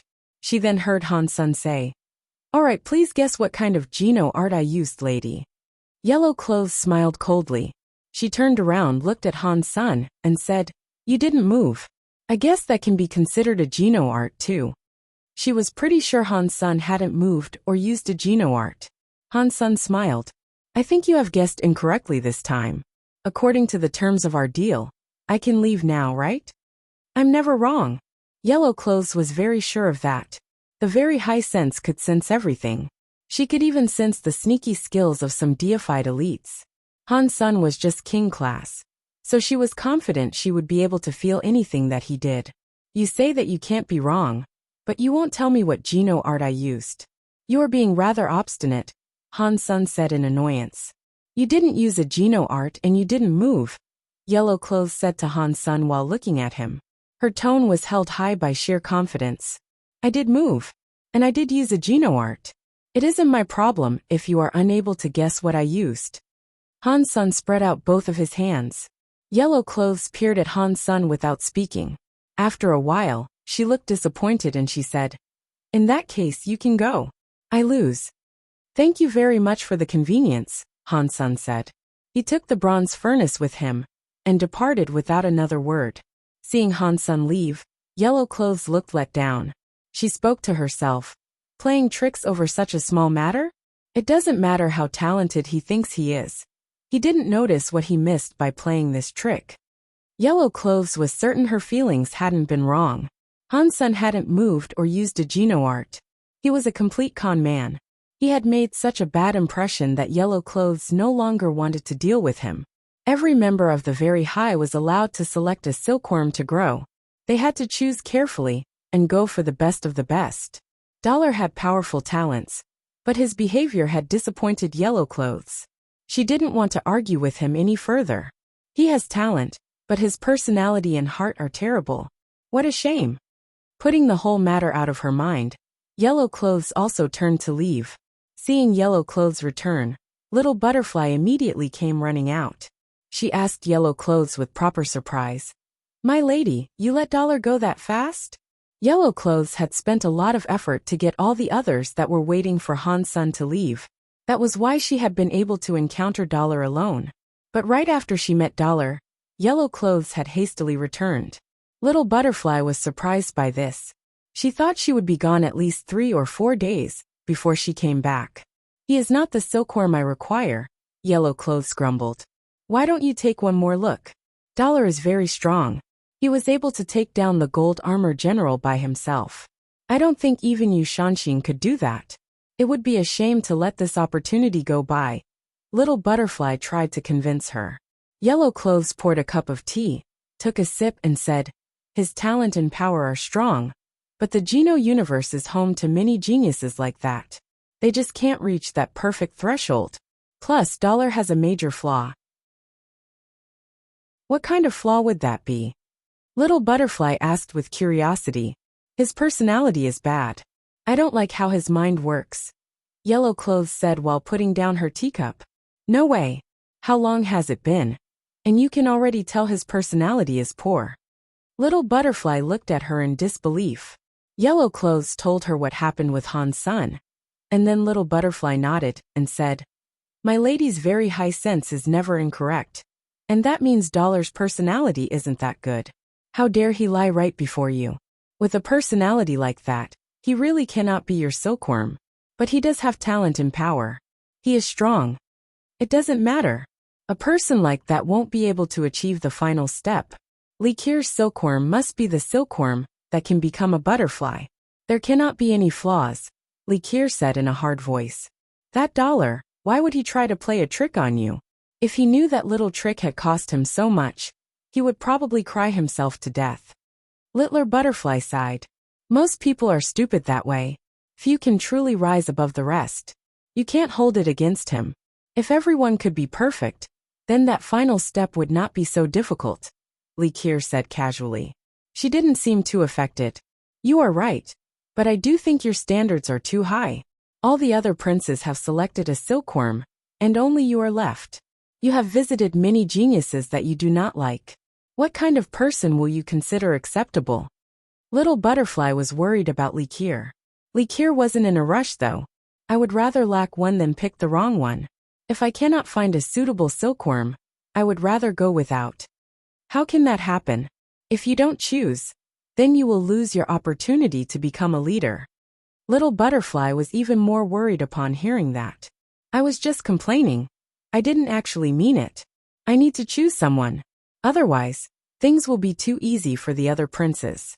I am going to choose, but I'll choose someone I like." Likir laughed. Little Butterfly let out a long sigh and stroked her chest. "Oh, you scared me. All right, now come and give me a massage.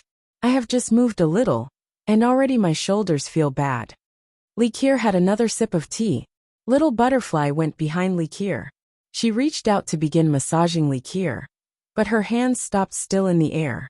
She didn't touch her, but her mouth opened with shock. "My lady, your back has words." "Words? What words?" Likir was shocked. "You lose." Little Butterfly slowly read the words planted upon Likir's back. Likir's face turned red. She gnashed her teeth and reached out her hand. She summoned a mirror so that she could view her own back. There, she saw the 2 words written down upon her back. They were around the size of a fist. There was even an exclamation mark. "You lose." Chapter 25-25. Cutting cucumbers and slicing vegetables. "Lady, why are those 2 words written on your back?" Little Butterfly asked with curiosity. Likir nibbled her lips as her face flushed.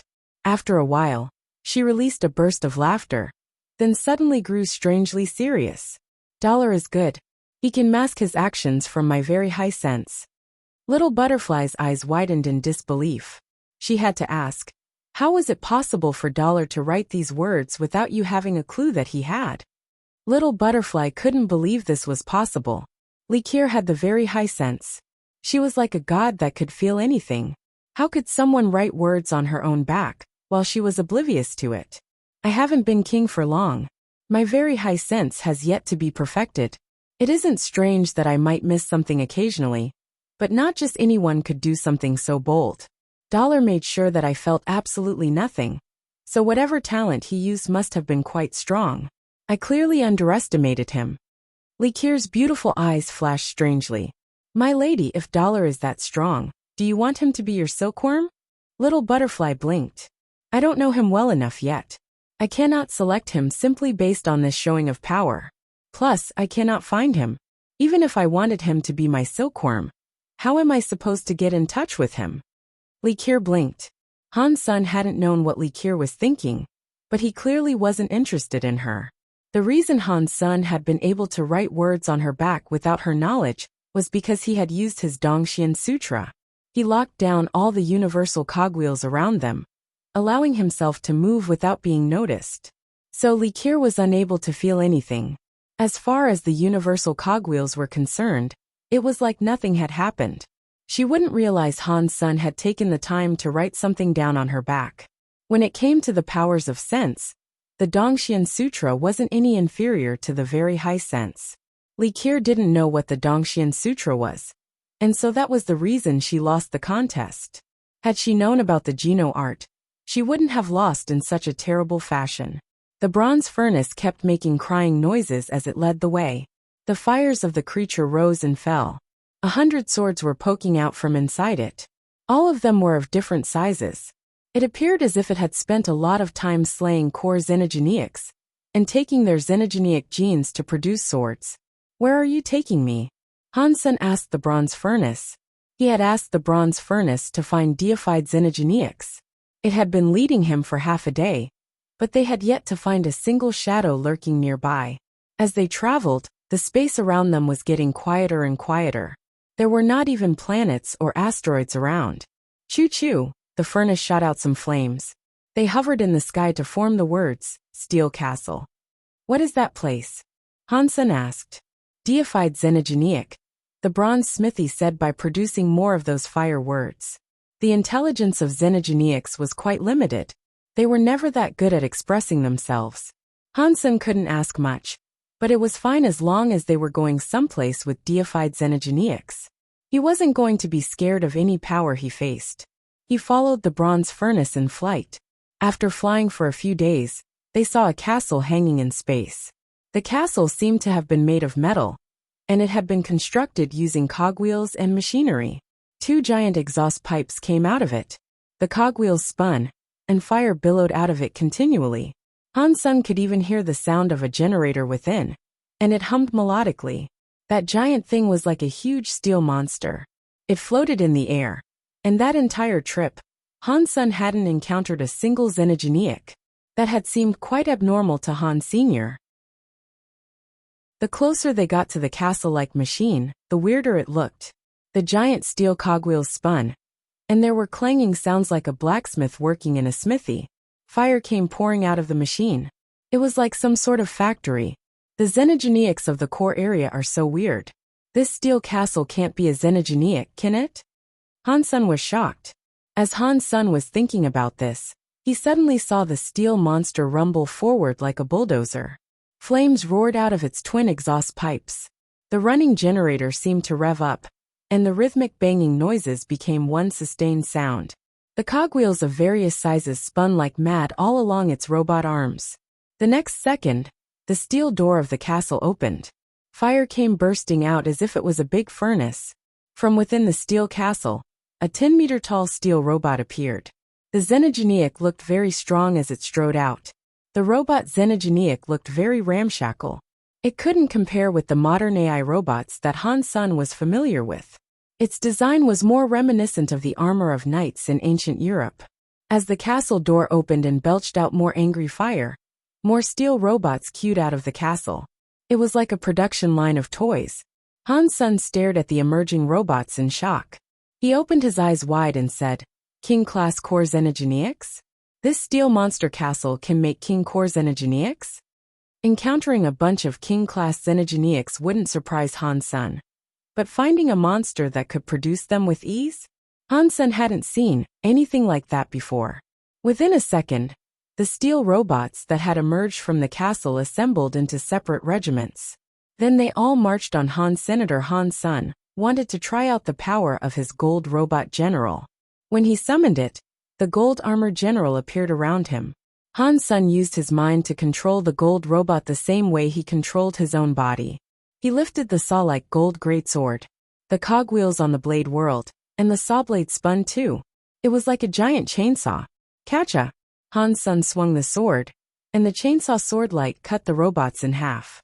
Not one of them could repel the power of his sword. Nice, very nice.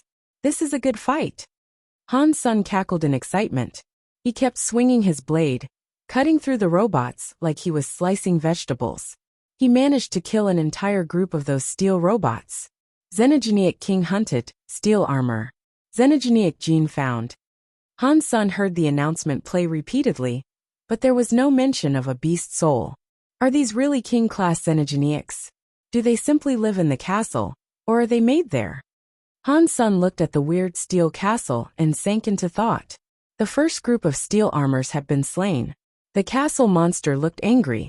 It summoned all its power to open every door across the breadth of the castle, and many more steel armors came flying out.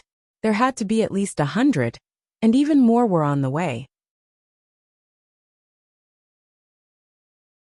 Chapter 25-26.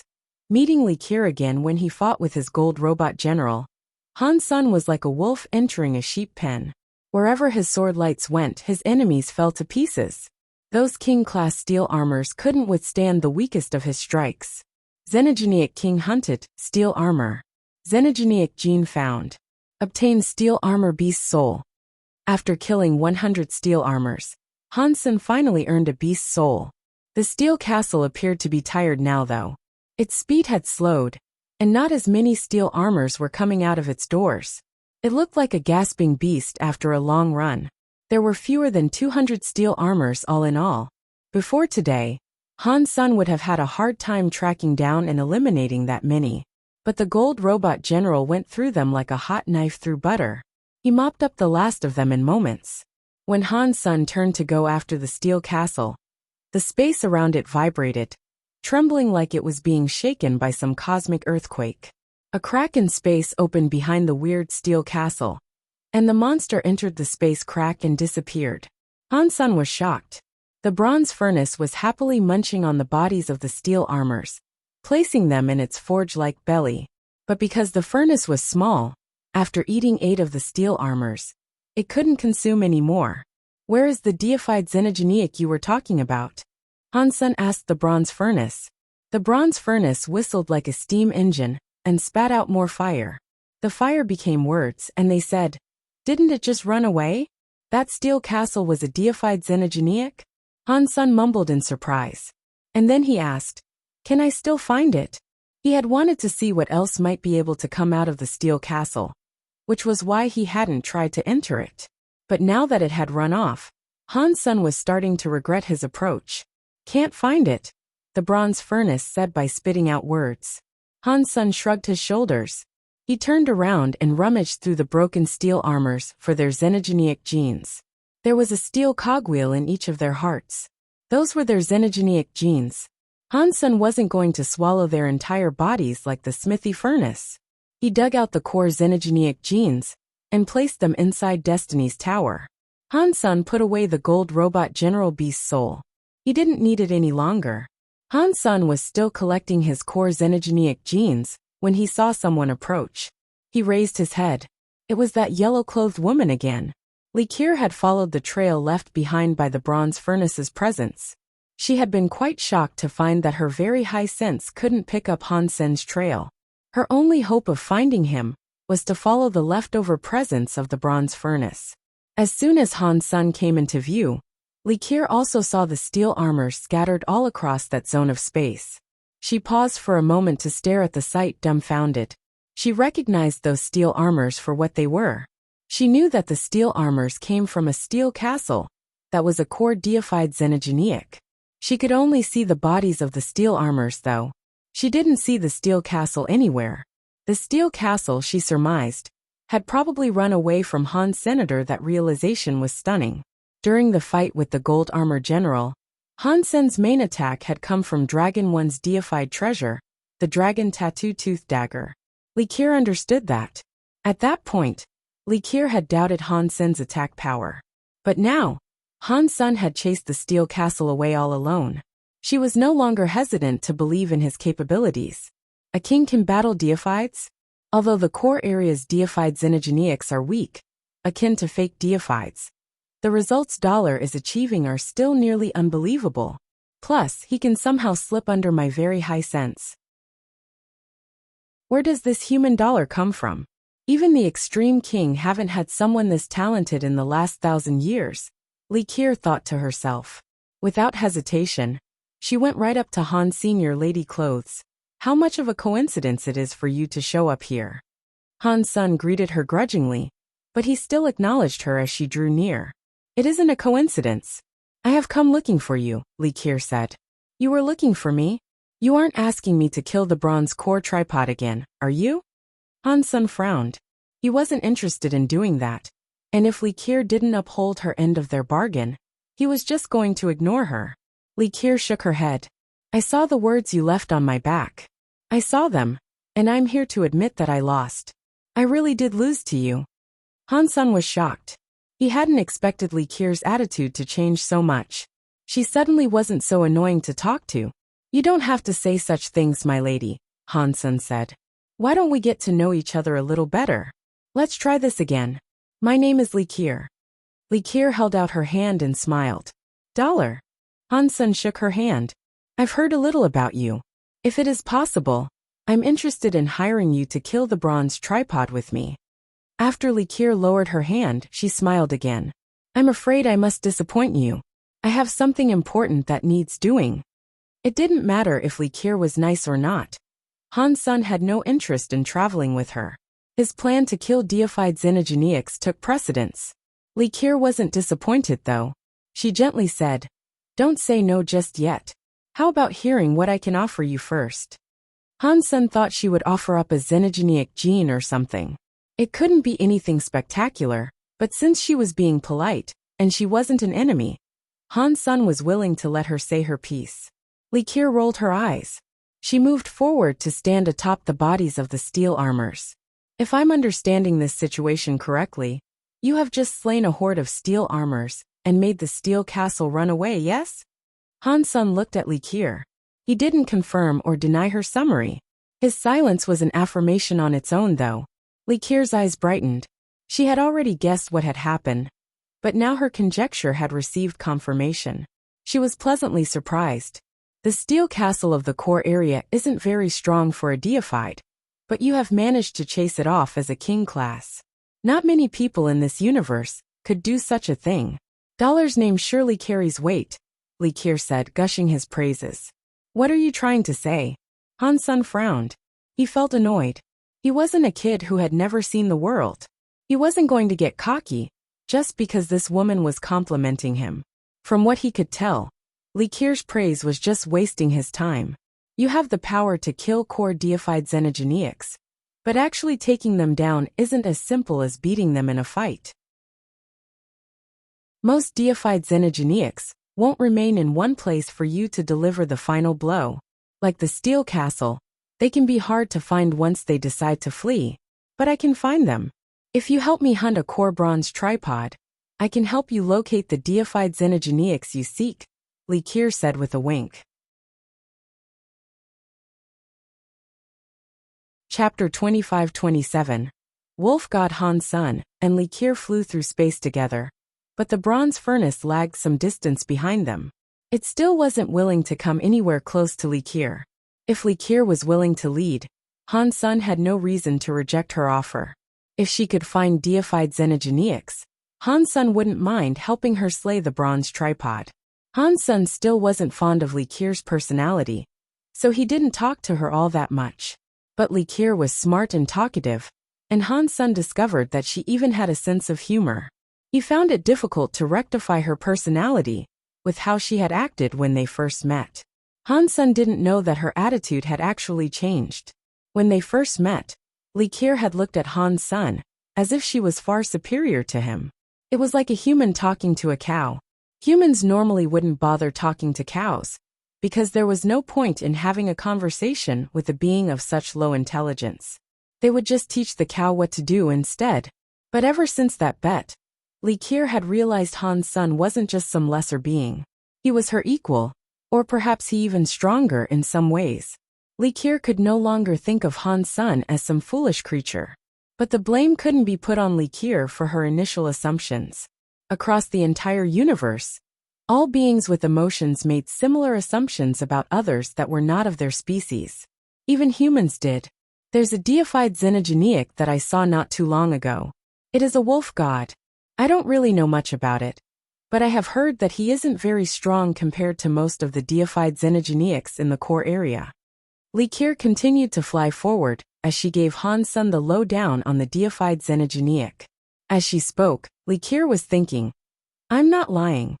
The wolf god really isn't that strong compared to most deified xenogeniacs in the core area. It can be considered medium-low, but it does have a wolf god area. That area not only summons a wolf pack, but it also summons clones of the wolf god. A whole horde of wolf god clones will be summoned, and they aren't much weaker than the wolf god itself. Let's see how you deal with an opponent like this. Li Qiu wasn't doing this to harm Han Sen, but to see how he handled himself in danger. When he did fall into trouble, she would swoop in and help. She would save him and impress him with her skill at the same time. Then, Han Sen would more willingly obey her. That way, she could take him on as her silkworm. Following Li Qiu's lead, Han Sen flew down toward a planet. Li Qiu pointed in the direction of a mountain and said, I saw the wolf god on that mountain. I'm too weak to fight it, so I'm certainly not going over there. Okay, wait here then.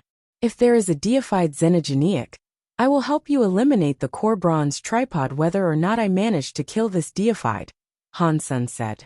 I will await your good news, Li Qiu said with a smile. Han Sen nodded and flew toward the mountain. The bronze furnace remained behind at Han Sen's request. It didn't head for the same mountain as him. Li Qiu's eyes flickered.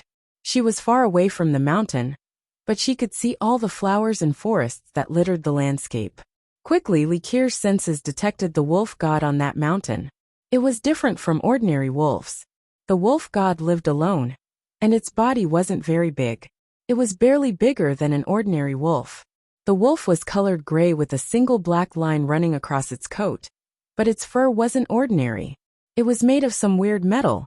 The metallic fur was smooth, and it didn't affect the creature's mobility. As Li Qiu watched, Han Sen quickly found the wolf god. The wolf god was very territorial, and Han Sen had only just stepped into the valley when the wolf god revealed itself. Its hair straightened up, and its green wolf eyes peered down on Han Senator Buzz. The wolf god crouched and leaped forward, but then it disappeared. The wolf disappeared from Han Sen's vision before he even got a good look at it. His eyes couldn't match the speed of the wolf god. Without hesitation, Han Sen used his super god spirit body. While Han Sen was invincible, the wolf god's gray body leaped at him. But instead of landing on Han Sen, the wolf god's leap carried it past him. It turned around and looked at Han Sen without attacking again. Han Sen had only just opened the super god spirit body, but he noticed that his super god spirit power was already starting to fade. Although Wanner was asleep, her effect on the super god spirit body was still strong. Li Qiu planned to watch the fight between the man and the wolf, and then save Han Sen during a critical moment. But right after the fight began, Han Sen ran away. As Han Sen flew up away from the planet, she could see that he had committed his full strength to fleeing. He didn't hesitate or ponder what direction he was going. Li Qiu was frozen as she watched him do that. She didn't know if she should swoop in to save Han Senator, although this was the result she wanted. She hadn't expected it to happen like this. She was planning to use the fight with the wolf god to witness Dollar's real power. Now she was still empty-handed, and Han Sen was running away. Li Qiu was very confused. Han Sen apparently had no way of defeating the wolf god, and the creature leaped into the air and tore into Han Sen's body with its teeth. Pang! Han Sen's body was torn to shreds, but it was just a moon doppelganger. The real Han Sen appeared farther in space, and he was still running. He only wanted to confirm that there was a deified xenogeniac on the planet. He didn't plan on summoning the gold armor general to defeat the wolf god in front of her. But the wolf god was a very aggressive creature, and it kept chasing after Han Senator. Although it wasn't as strong as the gold armor general, Han Sen would still have a hard time fighting it. He kept using moon copies of himself to avoid the wolf god. Han Sen noticed that the core area's deified xenogeniacs had some flaws. They might be deified in some ways, but in other ways, they were much worse than proper deified xenogeniacs, such as the gold armor general. While its defense and sword lights were deified in class, its speed was still Holy King class.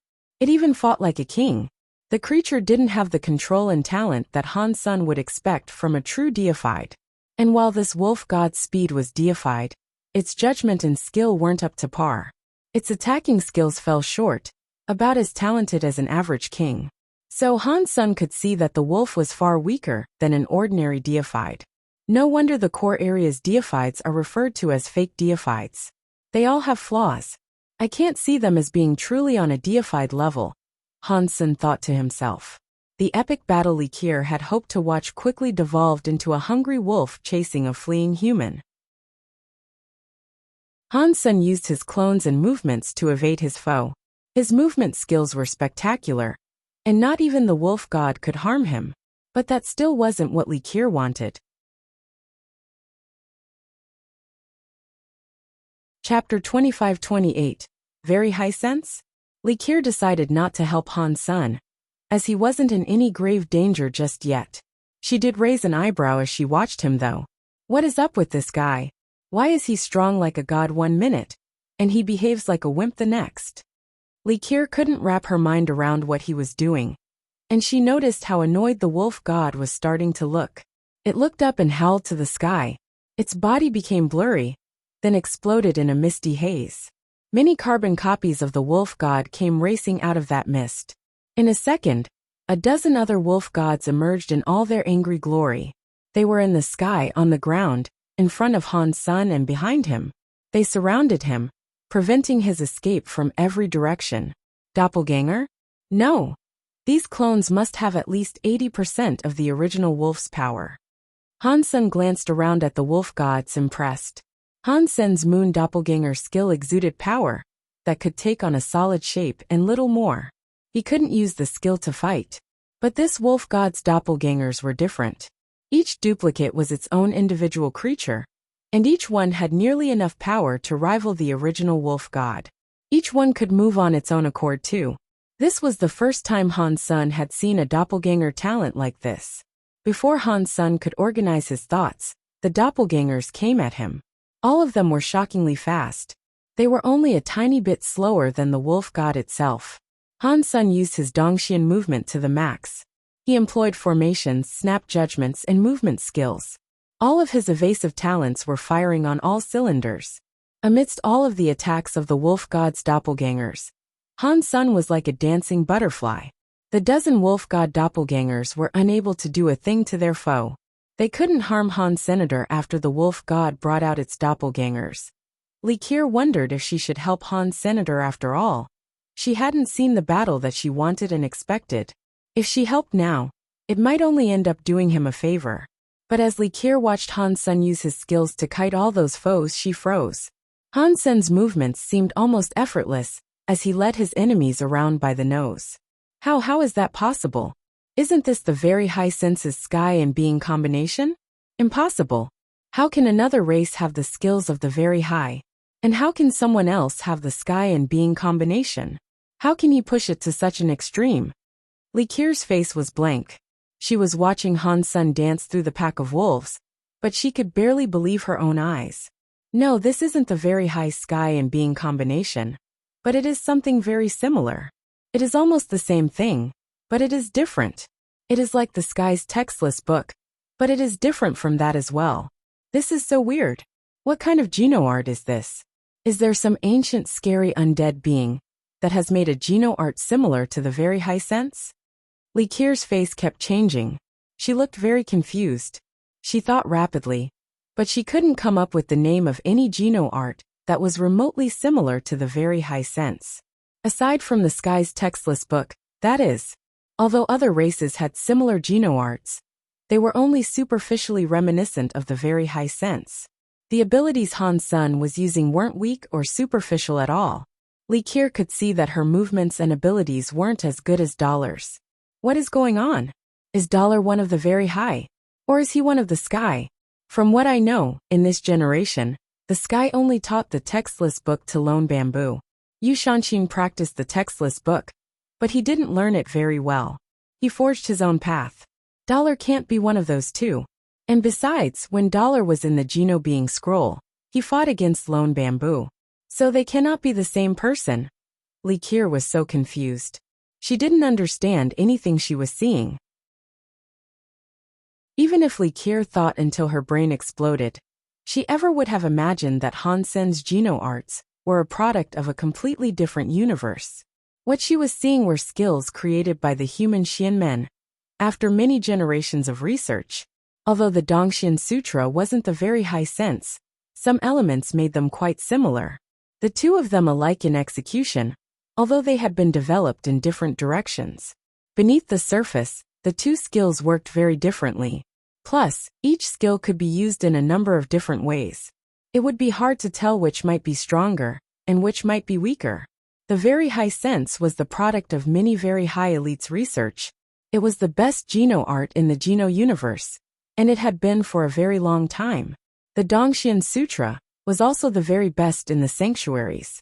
It wasn't complete in its development outside the sanctuaries, however. It needed a lot more practice before it was finished.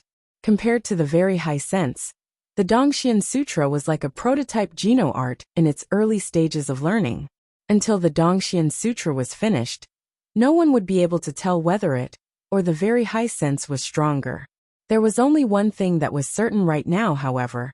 Li Qier was weaker than Han Senator. As Li Qier watched Han Sun, her face kept changing. For the longest time, her gaze never flickered from his form. She had thought she would save Han Sun when he was in danger, but that no longer seemed necessary. Han Sun had maxed out a skill similar to Sky and Being combination. The wolf god doppelgangers weren't dangerous enough to put his life at risk. It would be pointless for Li Qier to participate, but that made Li Qier more curious. Her pretty eyes were looking brighter than ever. Who is Dollar? What Geno arts is he using? Han Sun was fighting against the wolf god doppelgangers, and through observation, he noticed something quite interesting.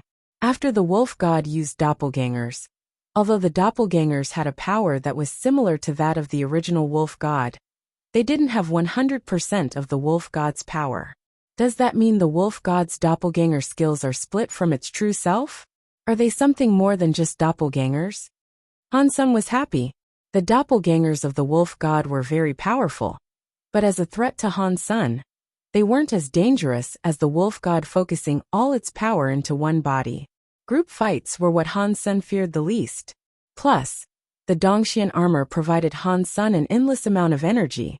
He didn't have to worry about power conservation. It didn't matter how many times the doppelgangers tried to surround him. They couldn't harm Han Sr. It is a shame I don't have the dragon tattoo-tooth dagger. Otherwise, perhaps I wouldn't even need the gold armor general to kill the wolf god. Han Sun didn't use the thunder god spike. Even if he struck with that weapon, he would only paralyze the wolf god doppelgangers. He couldn't use the spike to break the wolf god's body. The thunder god spike and the dragon tattoo-tooth dagger were deified treasures. One was a thunder element, whereas the other focused on destructive powers.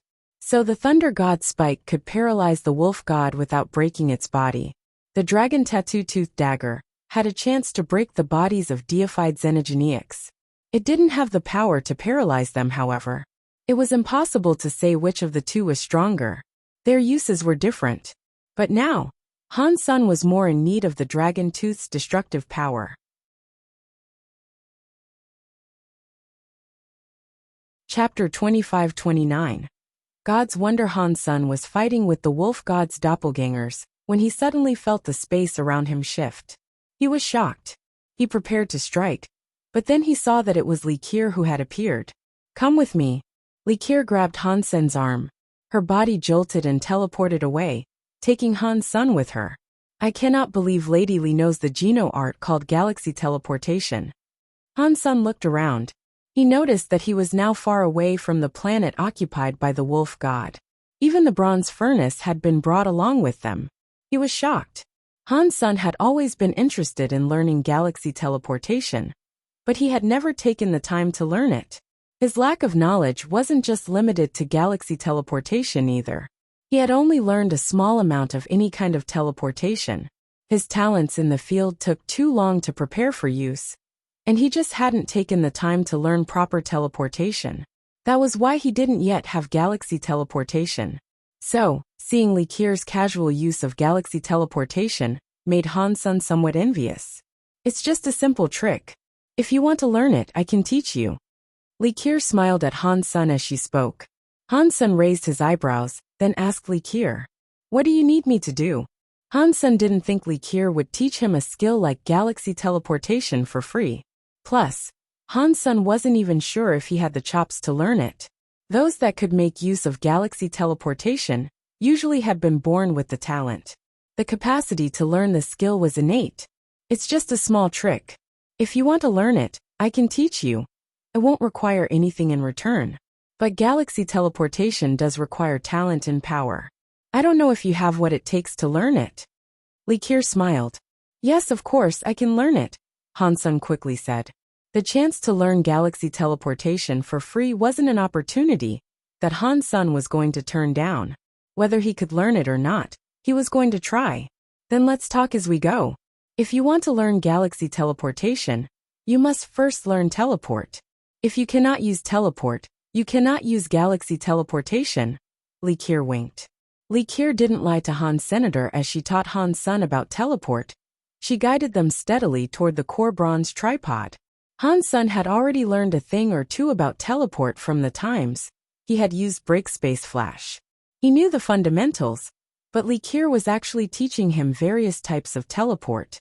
He needed some time to adjust to that first. But Han Sen still managed to learn what she was teaching him quite quickly. The techniques that she taught were quite different from break-space flash. There was no delay. He only had to think and he would teleport. This is the real power of teleportation, Han Sen sighed. But Han Sen had only just started studying these new techniques, so the distance of his teleportations was limited. His accuracy was poor as well. He could only teleport accurately within a distance of 500 meters. When Li Qier saw how quickly Han Sen was picking up teleportation, it caught her completely off guard. She didn't allow that surprise to show in her face though. Li Qier wasn't just teaching Han Sen ordinary teleport. She had decided to teach him a skill of the very high called God's Wander. It was part of the very high sense. Even if they possessed space powers, beings that had learned teleport couldn't learn God's Wander without first practicing the very high sense. Ordinary teleport skills had a delay. The only question was how long those delays were. Some delays were so short they were barely noticeable at all. The basic teleport was similar to the highly advanced God's Wander in that regard. But teleport was the weakest of the skills. After it came galaxy teleportation, and lastly there was God's Wander. After reaching the highest level of God's Wander, you could travel across entire systems with a minor thought. Normal galaxy teleportation couldn't achieve this. The further one wished to travel, the longer it would take to prepare as well. Li Qier taught Han Sen God's Wander. She wanted to confirm the similarity of Han Sen's Geno art with her very high sense. When she confirmed that Han Sen could also simply learn something like God's Wander, it revealed many things. It was a surprise how much faster he learned the skill than Li Qier had when she was in her infancy. Li Qier was very shocked. What kind of person is this? He can use a Geno art similar to the very high sense? Has someone stolen our very high sense? No way. Without the body of a very high, you cannot learn the very high sense. Only the sky can replicate a part of it, which was how they created the textless book.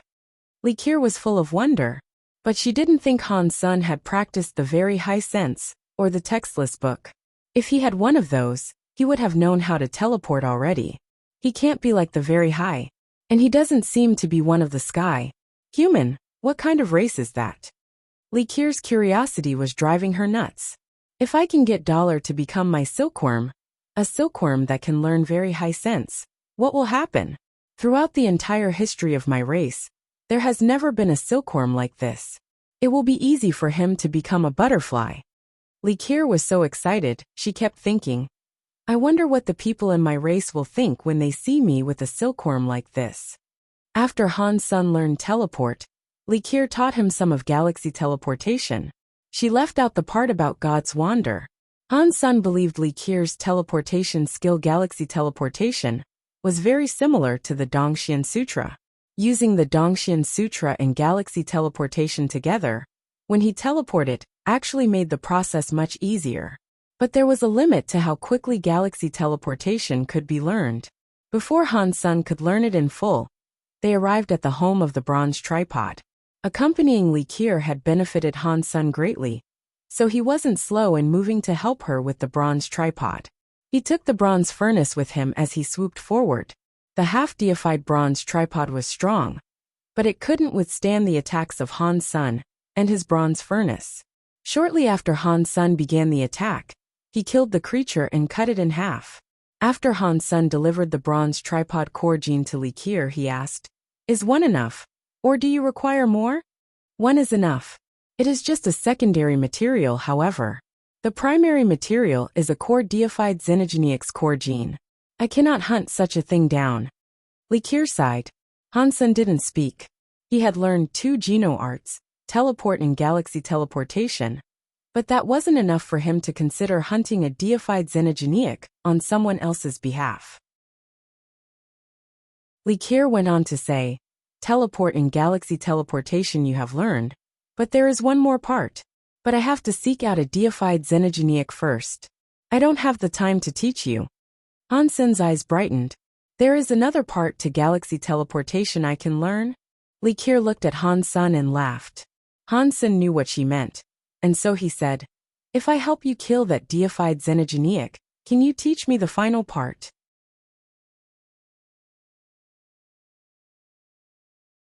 Chapter 25-30. The Sea Sky Eye. Han Sun promised to help Li Qier kill a deified xenogeneic, but Li Qier didn't know where the xenogeneic she needed actually lived. She only knew which system it was said to be in. Han Sun had to go to that system with her. But this time, Li Qier didn't offer to teach God's wander to Han Sun first. She was going to wait until Han Sun slew the deified xenogeneic before giving him the final part. It looks like teleport and galaxy teleportation were just a down payment. Han Sun wasn't upset about that. It wasn't as if he and Li Qier were family, so this was normal. If Li Qier taught him the skills without anything to gain, he wouldn't know how to repay the favor. He was chatting with Li Qier on the way, and he was pleasantly surprised to learn that Li Qier was well educated about most geno arts. In fact, she spoke of many that Han Sun hadn't even heard of. Aside from the woman in Two World Mountain, there was no one Han Sun knew that was as smart as Li Qier. Han Sun himself was very good at geno arts. He had studied them a lot, but he had never poured his full energy into those studies. He focused more on practicing geno arts rather than researching them. With Li Qier's knowledge, and with her being king class, she should be famous in Sky Palace. Why haven't I heard her name before? Han Sun wondered. After visiting the system Li Qier told him about, they searched for the deified xenogeneic for 2 whole days without finding anything. They did manage to kill a dozen king core xenogeneics though. The system was huge.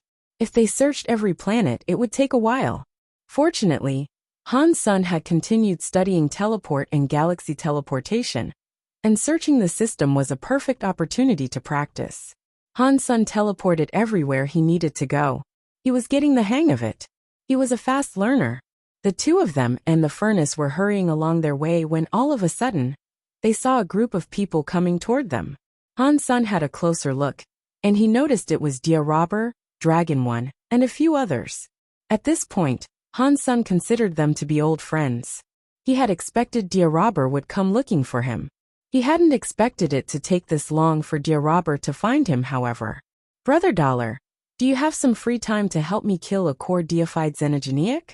We can discuss the price. Dear Robber knew Dollar's personality well, so he didn't beat around the bush. He jumped immediately to his real request. I do have the time, but I have just struck a deal with this lady Li. I need to help her kill a xenogeniac too, Han Sen said, nodding to Li Qier.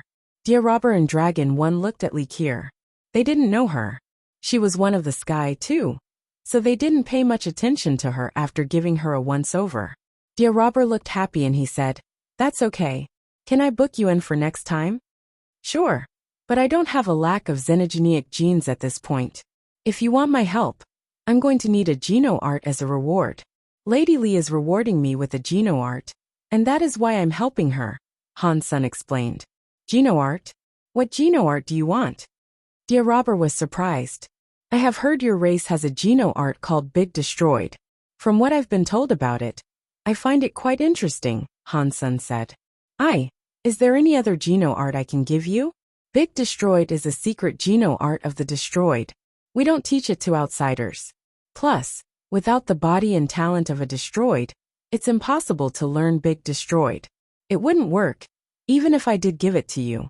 If you are interested in geno arts, I can give you another geno art that is on the same level as Big Destroyed, Dear Robber offered. Han Sen shook his head, looking determined. For the time being, I'm only interested in Big Destroyed. Please think about it, Brother Robber. He had too many geno arts to practice already. He didn't have any time to take on more geno arts that he didn't already need. He only wanted Big Destroyed, so he could use it as a replacement for Consume. That way, he could absorb things faster. We can talk about this more as we travel. What kind of deified xenogeniac are you looking for? If you aren't opposed to the idea, we can help you out with your task. Dear Robber smiled. But I don't have anything to pay you with, Han Sen said. Being allowed to follow Brother Dollar is enough of a payment already. Dear Robber smiled. If someone was offering to help them for free, Han Sen had no reason to refuse the offer. So he brought Dear Robber and the others along. Han Sen had witnessed their powers before, and he knew they could be useful in the hunt for a deified xenogeniac. Han Sen told Dear Robber and the others about the xenogeniac Li Qier wanted to kill, asking if they had already seen it. Li Qier is hunting the sea sky eye. When Dragon 1 and Dear Robber heard the deified xenogeniac's name, they were shocked. Li Qier smiled. I'm not that powerful, hence why I asked Dollar for his aid. Dear Robber sighed and said, the sea sky eye is known as one of the stronger deified xenogeniacs in the core area. He is no weaker than Gold Armor General was. Many races have tried to fight it, but no one has been able to hurt it. Dear Robber spoke in a hesitant manner, as he tried to explain the situation to Han Senator. If he wasn't standing in front of Li Qier, he would have told Han Sen not to take the job. The sea sky eye was very destructive to kings and half-deifieds. It was scarier than the Gold Armor General had been. But Dear Robber couldn't offend the sky, so he tried to tell Han Sen in a non-direct way. The sea sky eye was a scary being. Han Sen nodded. I have heard the sea sky eye appears someplace in this system. Do you know where it can be found? Li Qier had mentioned that the sea sky eye was very scary, but Han Sen wanted the final part of galaxy teleportation. So he wasn't planning on running. Even if he couldn't deal with it, he could always use the Peacock King's soul robe and the Gold Robot General. It is difficult to determine. The sea sky eye hangs around this system, but it doesn't have a nest. And it sometimes leaves this system. Encountering it all depends on luck, Dragon 1 said. Dragon 1 and Dear Robber didn't know where the sea sky eye could be found. There was nothing Han Sen could do about that. His only option was to keep trying his luck, hoping to meet the sea sky eye. I know that the sea sky eye will be difficult to find. If you guys need Dollar, I can lend him to you first. I'm not in a rush. Li Qier seemed to be an easy woman to get along with. Thank you very much. Dear Robber was happy to hear this, but then his expression soured a little. He said, Brother Dollar, aside from Big Destroyed, is there no other geno art you would be willing to learn? I am only interested in one geno art. I have no interest in any others. Han Sen's answer was very resolute. In that case, can you give me some time? I will talk to my people. After Dear Robber said goodbye, he left the core area. Hopefully I'll be able to get Big Destroyed now. Han Sen thought to himself. He had so many xenogenic genes left, and at his current rate, he could only eat 3 a day.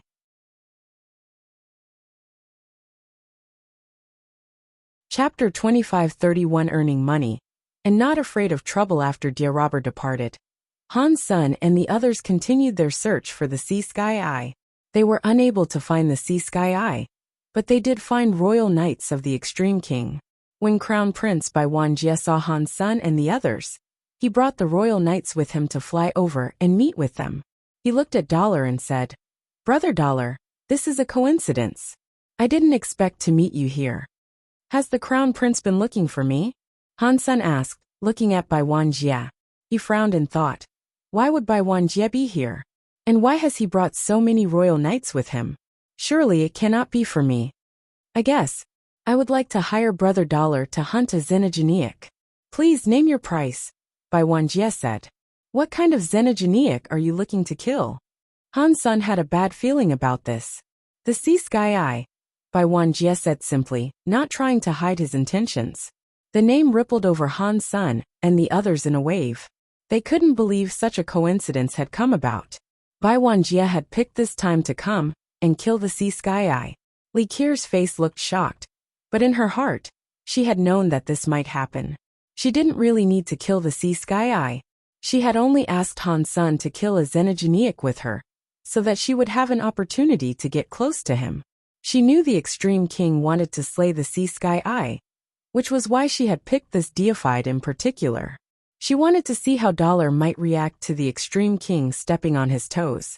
If Han Sen offended the Extreme King, she could step in and smooth things over. That way, Han Sen would owe her a favor. Han Sen hesitated, but he still admitted the truth to Bai Wanjie. My prince, I am sorry. I have already accepted the task of slaying the Sea Sky Eye. Bai Wanjie's eyes widened. He looked at Dragon One, squinted his eyes and asked, Dragon One, the dragon have just hunted the gold armor general. Now you are here to hunt the Sea Sky Eye. You are richer than I thought. Dragon One shook his head. This time, we aren't the ones who have hired him. The dragons aren't after the Sea Sky Eye. Then who? The destroyed?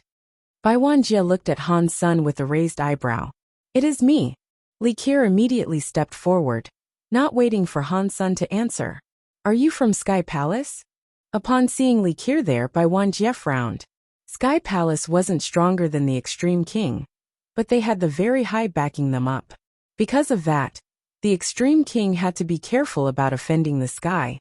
The Extreme King's name was enough to back down the dragon and the destroyed, but it couldn't put much pressure on Sky Palace. What if I am? Li Qier replied coldly. Competition is good fun. Let's see which of us has what it takes, then.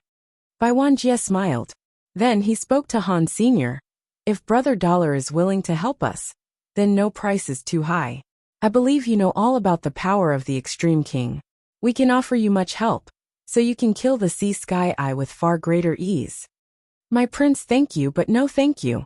Business is established on the foundation of trust. I have already accepted Li Qier's task. I must keep my promise to her, Han Sen said. In that case, I won't force you to help us. If you change your mind, however, come and look for me. Bai Wanjie nodded, then led the Royal Knights away. Brother Dollar, the Extreme King isn't like an ordinary high race. You might not be afraid of them in the core area, but if they come after you outside the core area, you are sure to encounter a lot of trouble. Dragon One frowned at Han. Senator Han Sen wasn't afraid of the Extreme King. It would be impossible for the Extreme King to find him, and even if they could, he had already offended them. Insulting them further couldn't make things any worse than they currently were. If Brother Dollar thinks something is amiss, then we can cancel our deal, Li Qier offered gently. Han Sen laughed. If you don't want to hunt the Sea Sky Eye, that's fine. But if you still want to, I will do my best to help you kill it. Of course I want to hunt the fiend, but I don't want to bring you unnecessary trouble, Li Qier said. I don't mind trouble as long as I can earn money. Han Sen chuckled again. After Bai Wanjie left with his people, Nightmare Knight approached and said, My prince, Dollar is going to hunt the Sea Sky Eye. What are we going to do about that? Let us find Sea Sky Eye first. We will have to kill it before he does. We cannot miss it this time. Bai Wanjie rumbled. At first, he had wanted to ask Dollar for help. That way, there would be a greater chance of success, and many rare Extreme King items and resources wouldn't have to be wasted. But he had failed to hire Dollar, and he was now in competition with the man. Bai Wanjie couldn't dwell on this too much. He needed to kill the Sea Sky Eye before his opposition. He couldn't accept having another repeat of what went down with the Gold Armor General. Giving up the Gold Armor General hadn't cost Bai Wanjie too much, but he couldn't just abandon his hunt for the Sea Sky Eye. It wouldn't happen again. The people of the Extreme King were fervently seeking the Sea Sky Eye. Han Sen knew he couldn't search any faster than the Extreme King could, so he didn't bother searching by himself. He decided to follow the Extreme King. If they found the Sea Sky Eye and had a battle, things would quickly become chaotic. He might have an opportunity. Kier, can you tell me what the Sea Sky Eye does? Han Sen watched the Extreme King look for the Sea Sky Eye like mad, and he found his curiosity piqued. Li Kier hesitated, but then said, I suppose I can tell you. The Sea Sky Eye core xenogeneic gene is the primary material for creating Sky Eye replicas. Sky Eye replicas? Like Sky Palace's Sky Eyes? Dragon 1 grunted. He looked at Li Kier in disbelief. Li Kier nodded, but she didn't elaborate any further. Dragon 1's face was shocked. I see. No wonder Bai Wanjie wants to kill the Sea Sky Eye so badly. With their power, killing most deified core xenogeneics would take more valuable resources than they stand to earn if they are victorious. If Sea Sky Eye can make a replica Sky Eye, however, the price they are paying will be worth it. What is a Sky Eye? Han Sen asked with confusion. He had been in Sky Palace for a long time, but he had never heard of them before. Dragon 1 looked at Li Kier, and didn't answer Han. Senator Li Kier laughed harshly and said, The Sky Eye is the primary defense of Sky Palace. All of Sky Palace's defensive systems depend on their Sky Eye. In regards to the strength of the defensive systems, Sky Palace's defenses are stronger than the Extreme King's. And that is all because of the Sky Eye. The Extreme King want to kill the Sea Sky Eye to create a defensive system as powerful as the skies. While this core xenogeneic might not yield a genuine Sky Eye, it could greatly increase the defensive power of the Extreme King.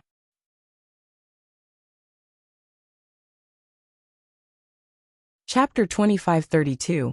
Playing chess. That means Bai Wanjie is confident that he'll be able to obtain a Sea Sky Eye? Han Sen frowned. Li Kier smiled. That is why I said, if you think this is too troublesome, you don't have to help me locate and destroy the creature. I want the Sea Sky Eye, but not as much as the Extreme King do. I don't mind trying to get it. The Extreme King might not be strong enough to take it down anyway, Han Sen said flippantly. But inside, he was thinking about how he was going to get his hands on the Sea Sky Eye. When Dia Robber finally returned, the Royal Knights still hadn't found the Sea Sky Eye. Clearly, the destroyed had spotted the Royal Knights scouring the system for the Sea Sky Eye. When he saw them, he asked in surprise, Why are the Extreme King here? Dragon 1 explained the situation to him, and in response, Dia Robber said, If the Extreme King believe they are going to get it, I doubt there will be much for us to do in this system. I have spoken to my people. Dollar, they have agreed to allow you to learn Big Destroyed as a reward for helping us slay a deified xenogeneic. I can't give you part of the Geno art as a down payment though.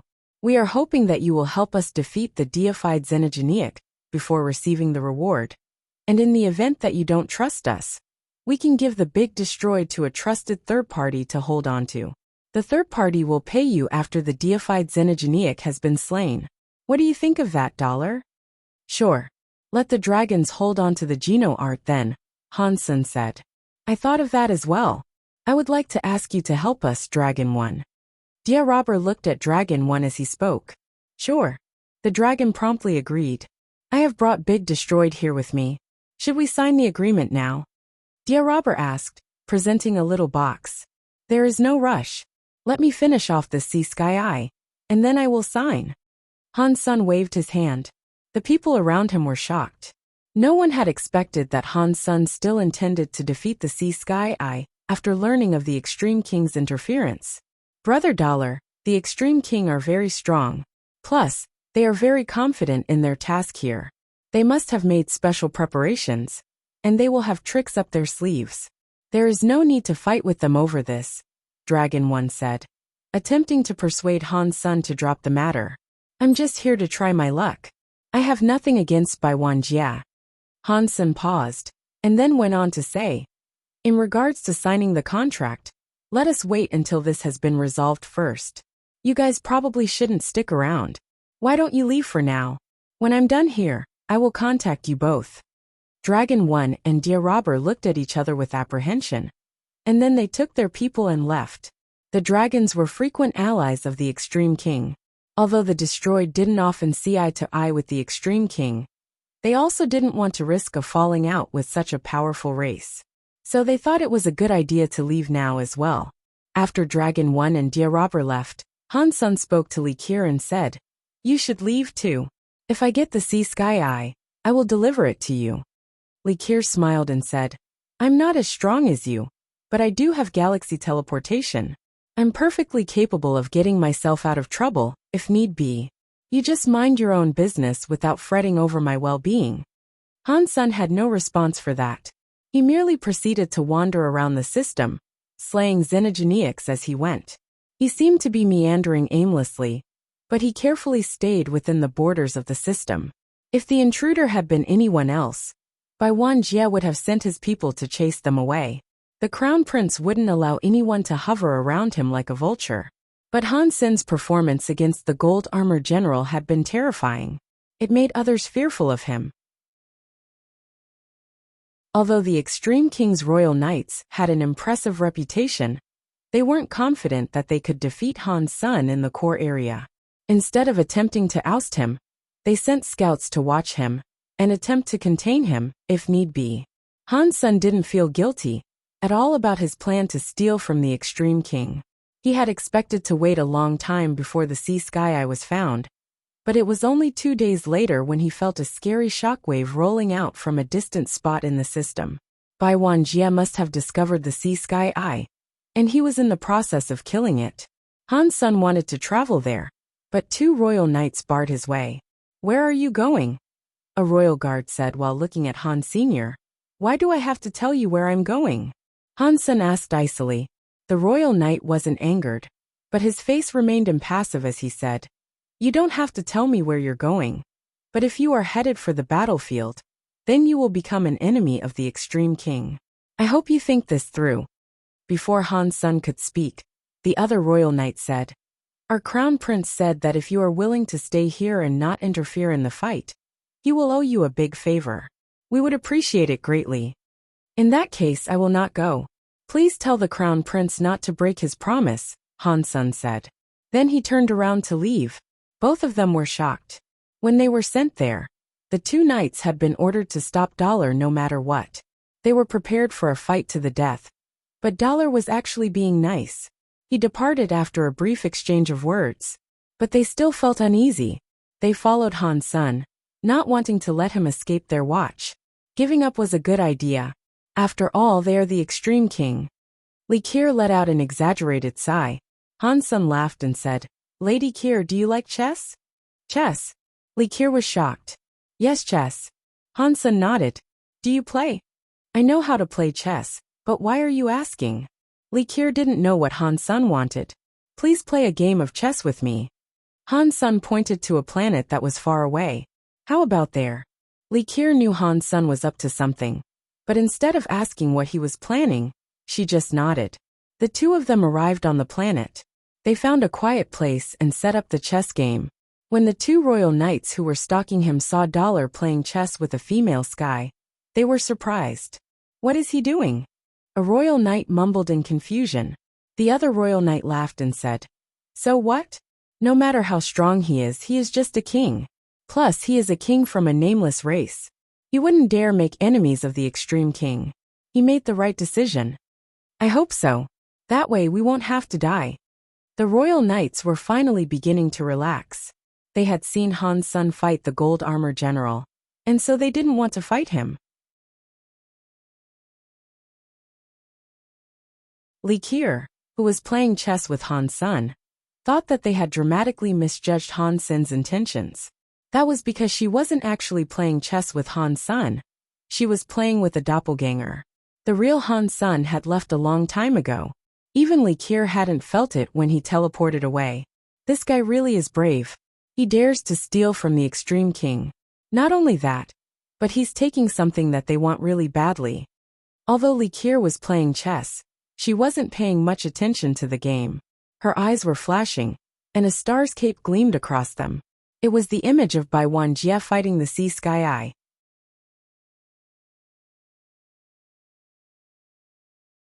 Chapter 2533. Emperor staff. All the royal knights were lined up, surrounding a giant eyeball that looked like a blue gem. It was as big as a moon. Although the knights were all kings who had powerful areas, most of the knights weren't using their powers. They had been split up into teams, and every team had a leader. Under the leader's command, the kings released their powers in areas one by one. The process was smooth, and there were no errors or faults. The knights worked together like a well-oiled machine, and the fight was precise, tidy, and unhindered. Han Sen had allowed Bubble to take on his appearance and play chess. Meanwhile, he snuck into the battleground. He hid between the asteroids, so he could watch the crazy fight unfold. Han Sen had to compliment them. There were many elites in the Extreme King. For every 100 kings, there were 20 to 30 half-deifieds. They had all kinds of powers, which could be used in any way they deemed suitable. The half-deifieds that could use galaxy teleportation were the types that Dia Robber and Dragon 1 had spent so much time looking for. The royal knights had 2 soldiers with those powers. The powers of the various knights were utilized very well. They trapped the giant blue gem eyeball within their circle, and no matter how many times the blue gem eyeball released its blue light, it couldn't break out of its cage. It was unable to hurt the members of the royal knights. The power that bound the creature was completely silent, and Bai Wanjie hovered to the side as he watched the fight. He didn't even participate in the actual battle. But Han Sen had noticed that the leader of the knights seemed to have a heart. The man used his heart to command the knights, and that was why their performance had been so flawless. So strong. The Extreme King's geniuses are too strong compared to the geniuses of other races. Any of their kings that awaken their king bodies have a great chance of becoming deified. Compared to the other high races that must practice for so long, having a king body is like using a cheat code. Han Sen sighed. He was very hopeful about humans. Every human that came from the sanctuary had a super god body. If their development was spurred and humans eventually developed an army, it would be stronger than any army of the Extreme King. However, in this fight, even the powerful Extreme King knights surrounding the Sea Sky Eye were unable to hurt it. The Sea Sky Eye kept dancing and releasing blue lights. Although it couldn't escape the circle of knights, its enemies were still unable to hurt it. Han Sen continued to watch the battle proceed for a while longer. The reason the Extreme King Knights couldn't injure the Sky Eye was simple. The Sky Eye had a specialized skill. No matter how complicated the attacks of the Extreme King Knights were, or how perfectly they cooperated, the Sky Eye was impervious to all their attacks. It wouldn't allow any powers to land on it. If this continues, the Royal Knights are going to lose, Han Sen thought. After all, the Sea Sky Eye casually brushed off every attack of the Royal Knights. The Knights had much more difficulty resisting the Eye's attacks by comparison. Using group galaxy teleportation was particularly exhausting for the Extreme King soldiers. Casting that Geno cost a lot of energy, and after a few uses the caster would grow tired. Bai Wanjie must have another trick up his sleeve, right? Han Sen was still hiding, not yet planning on doing anything. He just watched the scary fight play out. The powers being used in the fight were flashing across space, causing the darkness itself to shake. Normal people would see it all like a rainbow light in space, with a few shockwaves causing the light to ripple and jump. They wouldn't see anything in detail. Han Sen was so far away, but he had his purple eye butterfly and spell sniper rifle. His view of the battle was crystal clear, which allowed him to keep up with every attack and parry. As he watched, he was learning a lot. I didn't know that ice element skills could be used that way, and that must be a metal area. While Han Sen watched with interest, the Sea Sky Eye suddenly became brighter. The moon-like sea sky eye lit up. It was now like a sun that was releasing blue light. A blue glow spread along its substance chains, breaking the areas of the nights effortlessly. They were completely helpless to stop it. The blue light was everywhere, and there was nothing they could do to evade it. From the looks of it, 100 royal knights were about to be killed on the spot. Bai Wanjie, who was watching the fight, finally moved. He was holding a staff that looked as if it had been made of platinum. A crystal ball was mounted on the top of the staff, and when Bai Wanjie raised his staff, the crystal ball began to shine. It released some transparent substance chains, which shielded the royal knights with a screen of crystal. When the sea sky eye's blue light struck that layer of crystal, the light disappeared. It was actually unable to break through that layer of crystal. What is that staff? How does it possess so much power? Han Sun was shocked. Bai Wanjie was just half deified. Even if he was wielding a deified weapon, he shouldn't have been able to trigger a deified substance chain. But now, Bai Wanjie was using his staff to protect all the royal knights from the attacks of the sea sky eye. Han Sun didn't know what to make of the sight. Attack! Bai Wanjie raised his staff. The transparent substance chain kept buffing the knights, and the knights surged forward like a legion of the undead. Suddenly, none of them were afraid of the sea sky eye's power anymore, so they stopped defending themselves and focused all their strength on attacking. The sea sky eye was strangely enraged. The blue light it wielded was so strong that it looked like an angry blue star. Han Sun could barely look in the creature's direction. But even so, the sea sky eye couldn't break the defense of the transparent substance chain. The powers of the knights finally landed on the creature, but they weren't very effective. They could barely damage the sea sky eye. Han Sun used his sniper rifle to aim at Bai Wanjie. The man's body was releasing a white light. The staff sucked in the light he was producing, then pumped out transparent substance chains in return. Weird. Bai Wanjie is fueling the staff with his own power, but he's obviously producing way more power than a half-deified should be capable of. At the rate that the staff's draining his strength, even Dragon 1 would only last for a few seconds. But Bai Wanjie is maintaining that output, and he has yet to look exhausted. That isn't normal, Han Sun thought to himself. Bai Wanjie did look pale, but he wasn't about to collapse. Bzzd. As Han Sun watched Bai Wanjie, something happened to the sea sky eye.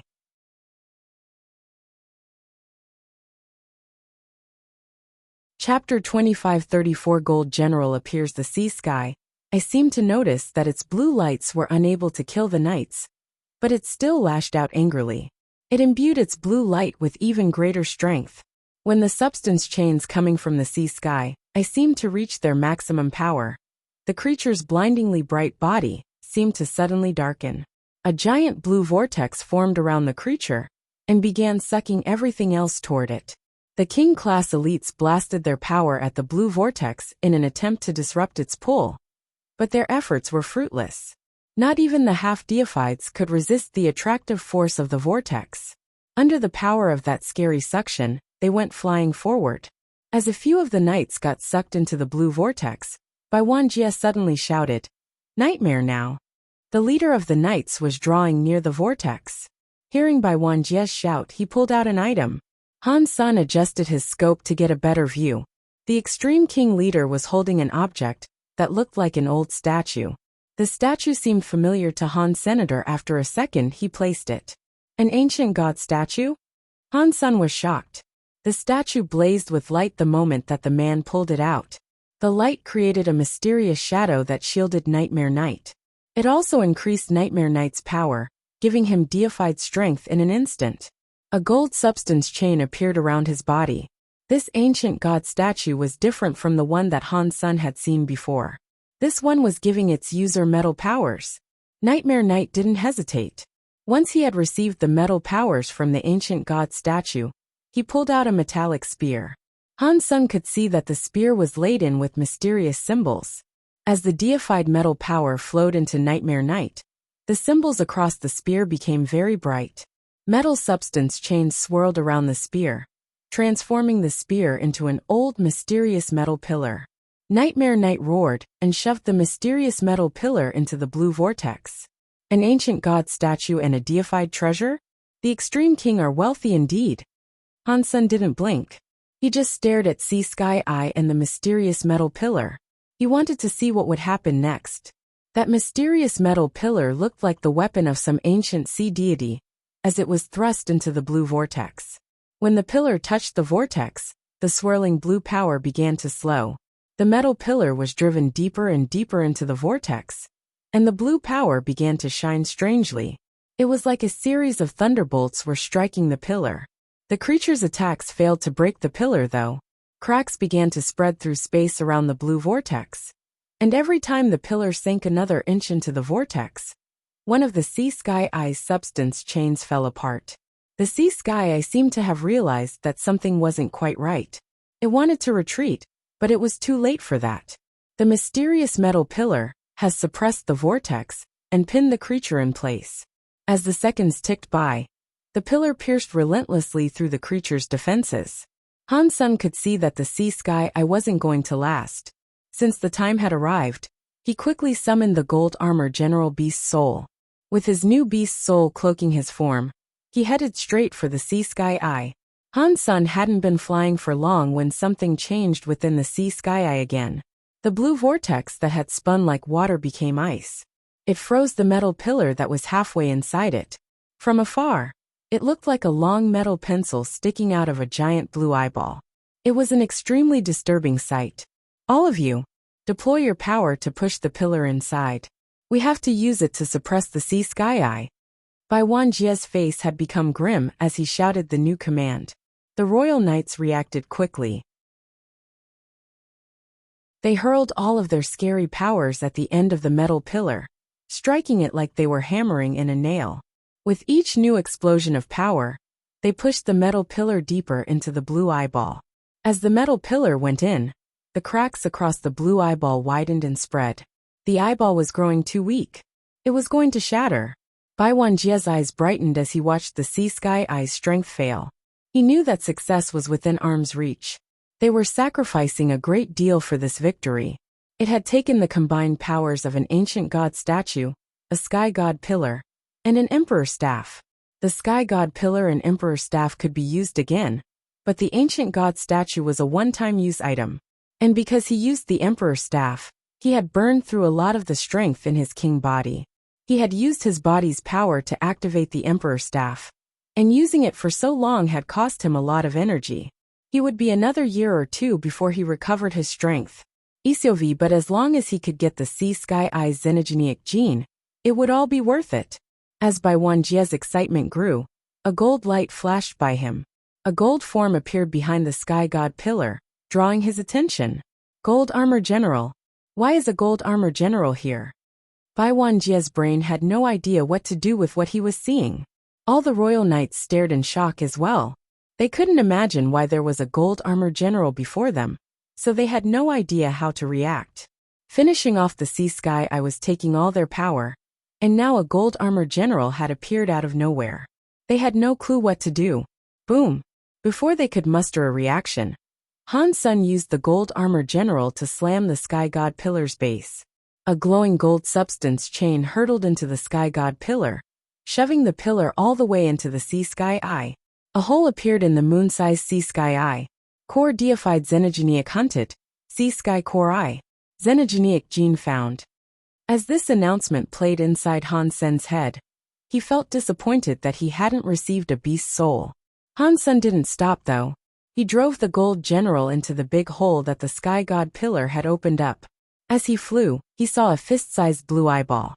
He grabbed it in his hand as he went through the body of the Sea Sky Eye.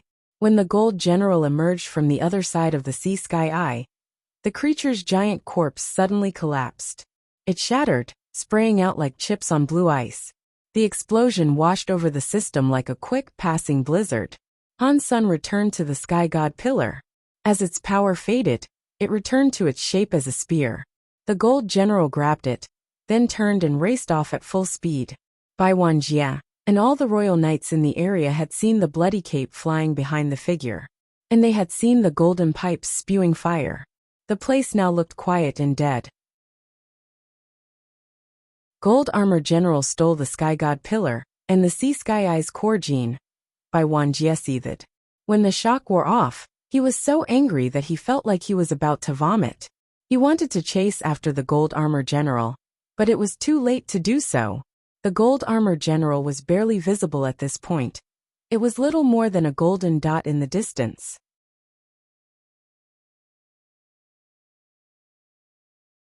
Chapter 25:35 One move. What the fuck is going on? Bai Wanjie was angry and frustrated, but more than anything else, he was simply confused. Gold Armor General had been killed by Dollar and Dragon One. Why would it have appeared here, all of a sudden? And on top of that, it had taken the Sea Sky Eye's core gene and the Sky God Pillar. It wasn't uncommon for there to be multiple of the same type of xenogenic in the core area. But if there had been a second deified Gold Armor General, someone would have noticed. Bai Wanjie could only think of one possibility. Although it was hard to believe, he couldn't think of any other reasonable explanations for what had happened. Dollar? Where is Dollar? Li Qir's mouth was hanging open, and she showed no signs of remembering to close it. She hadn't been sure where Han Sun had gone when he sneaked away from their chess match, but she had assumed he had headed toward the battleground. Because of that, she had been keeping a careful eye on the events of the battle. Seeing the Gold General destroy the Sea Sky Eye and steal the Sky God Pillar had been a shock for her too. She knew that Gold Armor General had been killed by Dollar, so seeing the Gold Armor General show up again had been unexpected, to say the least. But her shock was different from Bai Wanjie's.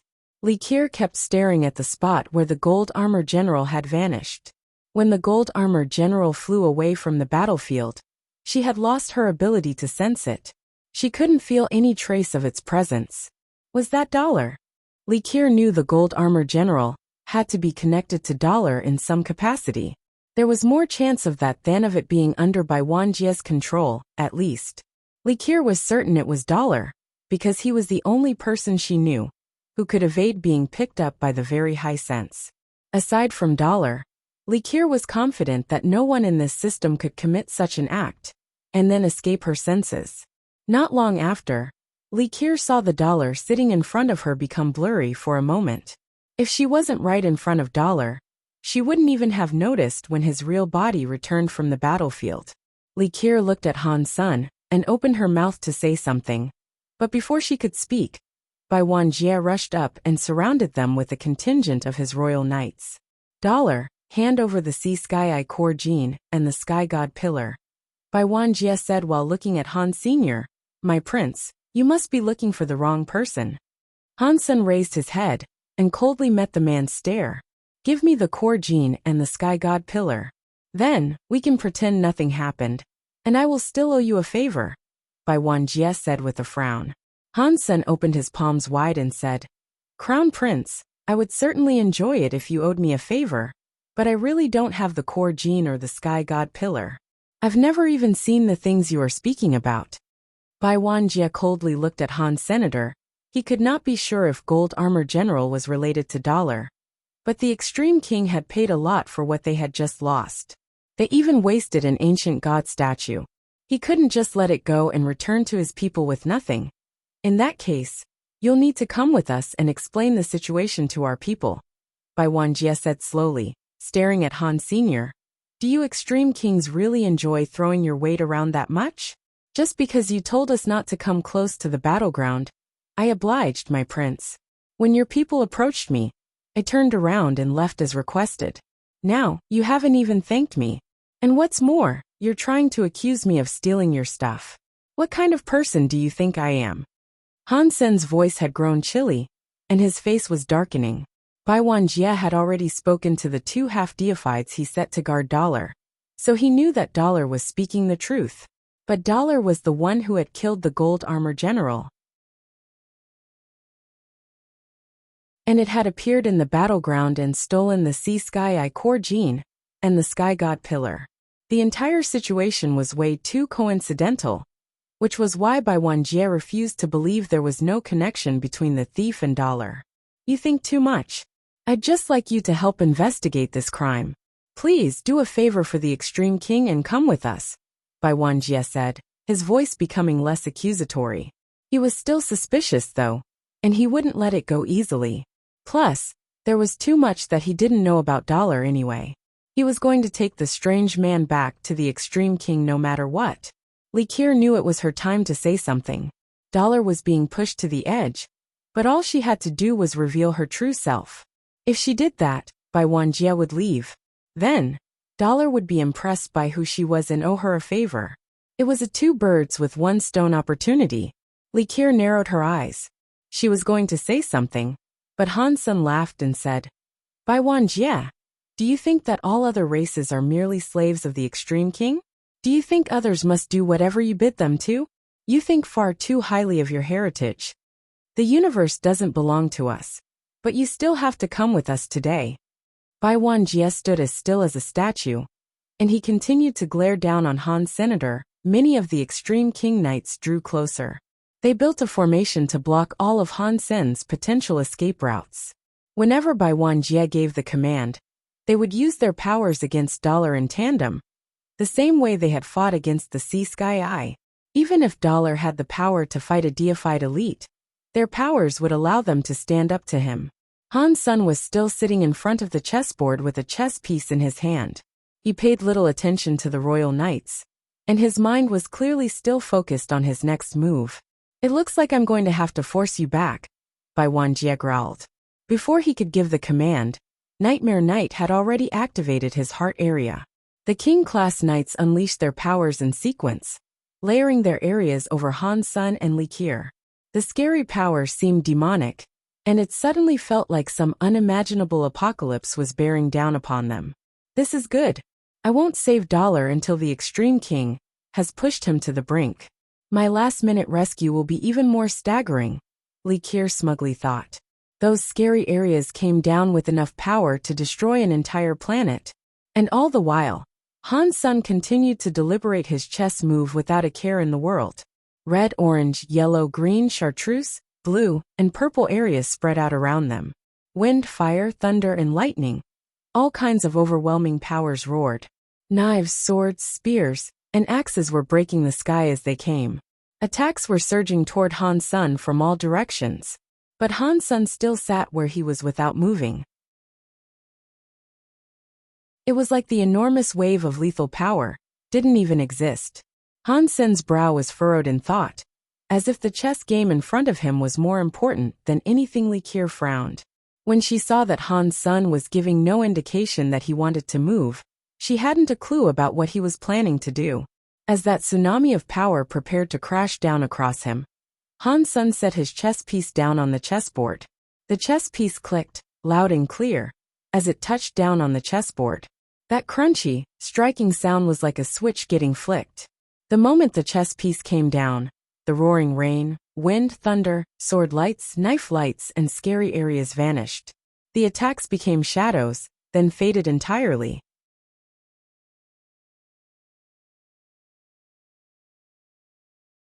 In that instant, the faces of Bai Wanjie and all the royal knights grew pale.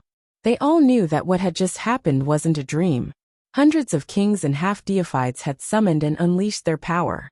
But without moving, Han Sen had erased everyone's power in the blink of an eye. What he had done was scarcely believable. Li Qiu's face changed too. She couldn't wrap her mind around what had just happened, and she stared at Han Sen where he sat casually. There was no way that she could have done what he just did so easily. The no taboo skill. You are of the very high. Bai Wanjie suddenly said to Han Sr. I'm not one of the very high. I am human, Han Sen said simply. Although Han Sen denied it, Bai Wanjie did believe he was one of the very high. He raised his hand and said, If you are one of the very high, then this is beyond my ability to handle. But the Extreme King will demand an explanation from the very high's elder. After that, Bai Wanjie waved his hand, and his royal knights formed ranks and left with him. Not a single one remained. Han Sen was shocked. He didn't know what was going on. He had already used his gold general, and he was ready to kill them if he had to. But when he cancelled their powers, he had simply used his Dongxian area. He didn't know what was wrong with Bai Wanjie. After declaring that Han Sen was one of the very high, the man had stormed off like a sulking child and threatened to tattle on Dollar to the very high. Li Qiu didn't know how to process what had just transpired. She felt numb. She could no longer predict what might happen next. Bai Wanjie believed dollar was one of the very high.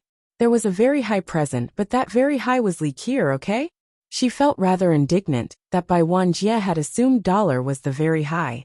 You cannot blame Bai Wanjie for his assumption though, Li Qier thought glumly. The powers dollar used are similar to my no taboo of the very high. But while the two powers might be similar, they aren't exactly the same. Li Qier had planned to reveal herself as one of the very high, suppressed Bai Wanjie, and pull dollar out of the fire. But by assuming that dollar was a very high, Bai Wanjie had stolen her thunder. It made her, the real thing, become quite speechless. If she said she was one of the very high now, the effect she expected would be gone. Han Sen wouldn't owe her anything, and it'd just make things awkward. You are one of the very high? Li Qier asked, looking at Han Sen and pretending to be shocked. I'm not one of the very high. Didn't I tell you I was human? Han Sen said in annoyance. Li Qier laughed. If you were one of the very high, just the name would shock anyone. The very high are the first race in the universe. If I was one of the very high, I would be proud to reveal it. I don't know anything about the very high, Han Sen grumbled. I am human and I am proud of it. Right. Li Qier thought to herself. I have never even heard of humans before. How can he compare himself to us? Let's just go, Han Sen said, standing up. Give me the core gene. Li Qier reached out her hand. What core gene? Han Sen pretended to be shocked as he looked at Li Qier. Although he had the Sea Sky Eye core gene, he hesitated to give it to her. He wondered if it was really a worthwhile trade to swap it for the final part of Li Qier's galaxy teleportation teaching. This was the primary material for creating a Sky Eye defensive system. He wouldn't find another one. This was the only material of this type that he would be able to use in trade. There was also the fact that Han Sen had used the gold robot general to steal the Sea Sky Eye. If he gave it to Li Qier, that meant divulging his association to the gold general. If word about this got out to the Extreme King, nothing would stop them from coming after him. Although Han Sen wasn't afraid of provoking the Extreme King, there was no need for him to do something that wouldn't earn him a benefit. Li Qier smiled and said, My power isn't incredibly strong, but I can be insightful. I have another skill that is akin to galaxy teleportation, and I'm very good at reading situations. I have seen you control the gold armor general to steal the Sea Sky Eye and the Sky God Pillar. I also watched you exit the gold armor general. Are you going to break your promise? Li Qier was just bluffing Han Sen though. Of course, she hadn't seen Han Sen exit the gold armor general. Han Sen was shocked. Li Qier should have been playing chess here the entire time. If she was able to tell what happened in the fight, she couldn't have been bluffing. But Han Sen didn't believe she had really seen him come out of the gold armor general. He had used his Dongxian area to keep the universal cogwheels around him from moving. If someone was watching him, he should have been able to feel it. But Li Qier was smart. When she saw Han Sen looking so shocked, she knew she was right. She looked at Han Sen with surprise and said, I was just guessing. It really was you, huh? Han Sen shrugged slightly. He neither denied nor admitted it. He pulled out the Sky Eye core gene and presented it to her. If Li Qier had guessed this, then there was no point in him denying it. Although the Sea Sky Eye was good, Han Sen didn't even know how to build a Sky Eye. It was pointless for him to hold on to it. Plus, Han Sen was very interested in the final part of galaxy teleportation. So he decided to make the exchange with Li Qier. Even if Li Qier told people that he had stolen the Sea Sky Eye, it wouldn't really affect him. No one knew who Dollar was anyway. How did you do that? You can control the gold armor general? Li Qier looked at Han Sen as she moved to take the Sea Sky Eye. Where is the final part of galaxy teleportation? We make the trade at the same time. Han Sen pulled his hand back, not allowing Li Qier to take the Sea Sky Eye. Li Qier hesitated. She wasn't really all that interested in the Sea Sky Eye. The item could make a fake Sky Eye, but it wouldn't have the power of the original. It would be great if it could copy just 60% of a real Sky Eye's strength. Maybe the weaker Extreme King might have been interested, but the very high didn't need such a bauble. But if Li Qier didn't make the trade, they might have to go their separate ways. And that was something Li Qier did not want. The next part is complicated. You didn't even finish the first part of galaxy teleportation, so you wouldn't understand even if I told you the final part. But that is okay. I have time, and so I will teach you slowly, Li Qiu said with a laugh. Li Qiu didn't ask Han Sun to hand the Sea Sky Eye over, which made him feel a little more comfortable with the arrangement. He took Li Qiu with him to continue hunting Xenogeneics. Before Han Sun traveled far, Dragon 1 and Dia Robber flew over to them. Dia Robber looked extra happy as he said, "Brother Dollar, you must be one of the very high. How can you be so strong?" "I worry too much. If Brother Dollar is one of the very high, it doesn't matter how brave Bai Wanjie is. He will never dare to hurt a hair on your head," Dragon 1 said. Han Sun and Li Qiu looked weirded out upon hearing this, but they were reacting for very different reasons. Please go to read the latest chapters for free.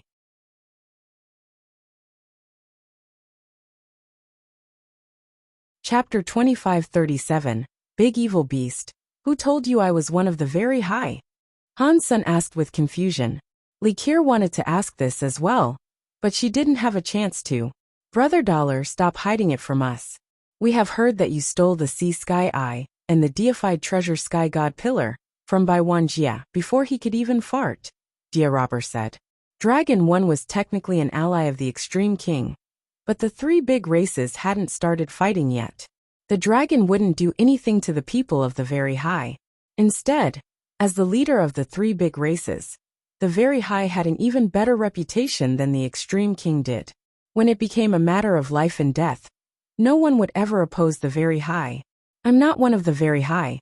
I am human. I said that a long time ago," Han Sun said. "We understand that Brother Dollar is human." Dragon 1 and Dia Robber looked at each other.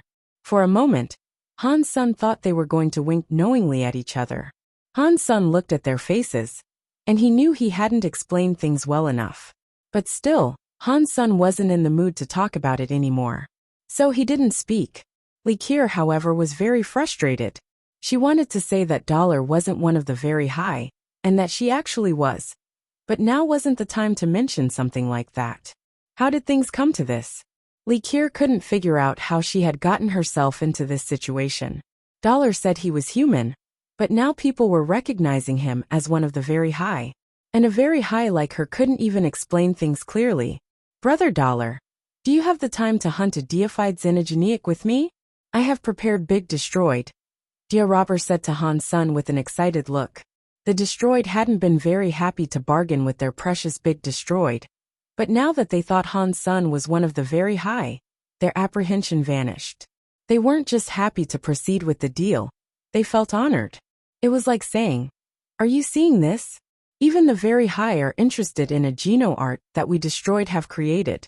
They want to research our Big Destroyed. Do you know how strong our Destroyed geno arts are? We have geno arts that even the very high are interested in." Of course, the Destroyed didn't make their true feelings known openly. They were just more than willing to make this exchange, using Big Destroyed. Han Sun wasn't just going to be given Big Destroyed, though. The Destroyed were going to provide a manual and a heap of extra information to go along with the geno art. Unlike their previous meeting, Dia Robber had actually brought the geno art with him this time. "Sure. We can go now. Sign the contract and give Big Destroyed to Dragon 1 to hold on to." Han Sun nodded. Dia Robber pushed the box containing Big Destroyed to Han Sun and said, "I totally trust you. You can take a look at Big Destroyed first. It's okay. There are actually some benefits to having that very high title erroneously above my head," Han Sun thought. He knew that Dia Robber still believed he was one of the very high, which was why the man was being so kind. Still, Han Sun didn't see any point in explaining since he had no intention of betraying his word. What is going on? Li Qiu thought again. Hearing all this made her want to cry. Han Sun accepted Big Destroyed and had a look. He discovered that there were many manuals and pamphlets of information, which would make the geno art easier for him to learn. Han Sun quickly flicked through Big Destroyed and memorized all the contents. He would practice it whenever he had the time to. Due to the fact this geno art required the talents of the Destroyed, Han Sun didn't know if he would be able to learn it. The deified Xenogeneic Dia Robber wanted to kill was called Big Evil Beast. It was both incredibly powerful and insanely fast. It also possessed an evil area. Inside that area, no matter how great your defenses were, you would be weakened. Even deified creatures in its radius would be reduced to half deified, or even king level. There was no way they could defeat the Big Evil Beast. Brother Dollar, how are we going to kill the Big Evil Beast? Dia Robber had plans of his own, and he only required Han Sen's power. But after learning that Han Sen was one of the very high, Dia Robber was more interested in hearing Han Sen's thoughts and ideas for tackling such a foe. Han Sen asked, "How did you guys plan on fighting it?" "We plan to combine our powers to restrain the Big Evil Beast, and then have you perform the deadly strike." Dia Robber explained their attack strategy. "What do you think about the plan?" "We'll use your plan then." Han Sen didn't have an opinion on the matter. He thought this plan would work, because the Big Evil Beast probably had a weakness somewhere as well. It wouldn't be like ordinary deifieds outside the core area, which were flawless. Cooperating with them to fell the Big Evil Beast wouldn't be too difficult. Seeing that Dollar wasn't opposed to their plan, Dia Robber and Dragon One believed he was just too polite. They would never have expected that Han Sen simply wasn't interested in coming up with a plan of his own. Li Kier could see Dia Robber and Dragon One falling in love with Han Sen, and it made her as angry as she was amused. She was the genuine very high of the assembly, and yet, no one even paid any attention to her. And yet they lavished attention on Dollar, who was a fake very high. Wait until you guys learn the truth. It'll be funny to see how you respond to that revelation, Li Kier laughed. She didn't plan to expose the reality of the situation, however. She was going to go along with the charade for a while. After a brief journey, everyone arrived where the Big Evil Beast was said to reside. Dragon One and Dia Robber sent out a lot of people to draw the creature into the open, so Han Sen could perform the final strike. Dia Robber borrowed Dragon One's dragon tattoo tooth dagger and gave it to Han Senator, although they believed Han Sen was one of the very high, and thus had no lack of deified weaponry. They still did what they believed was courteous and right. They didn't want to make a bad impression. "I can use galaxy teleportation. If you need my help, I can lend a hand," Li Kier volunteered. She said this to Dia Robber, but she only wanted to fight alongside Han Sen to further refine their tender friendship. But Dia Robber shook his head. "Thank you, Lady Kier, but you can just spectate. We are fine with Dollar's help."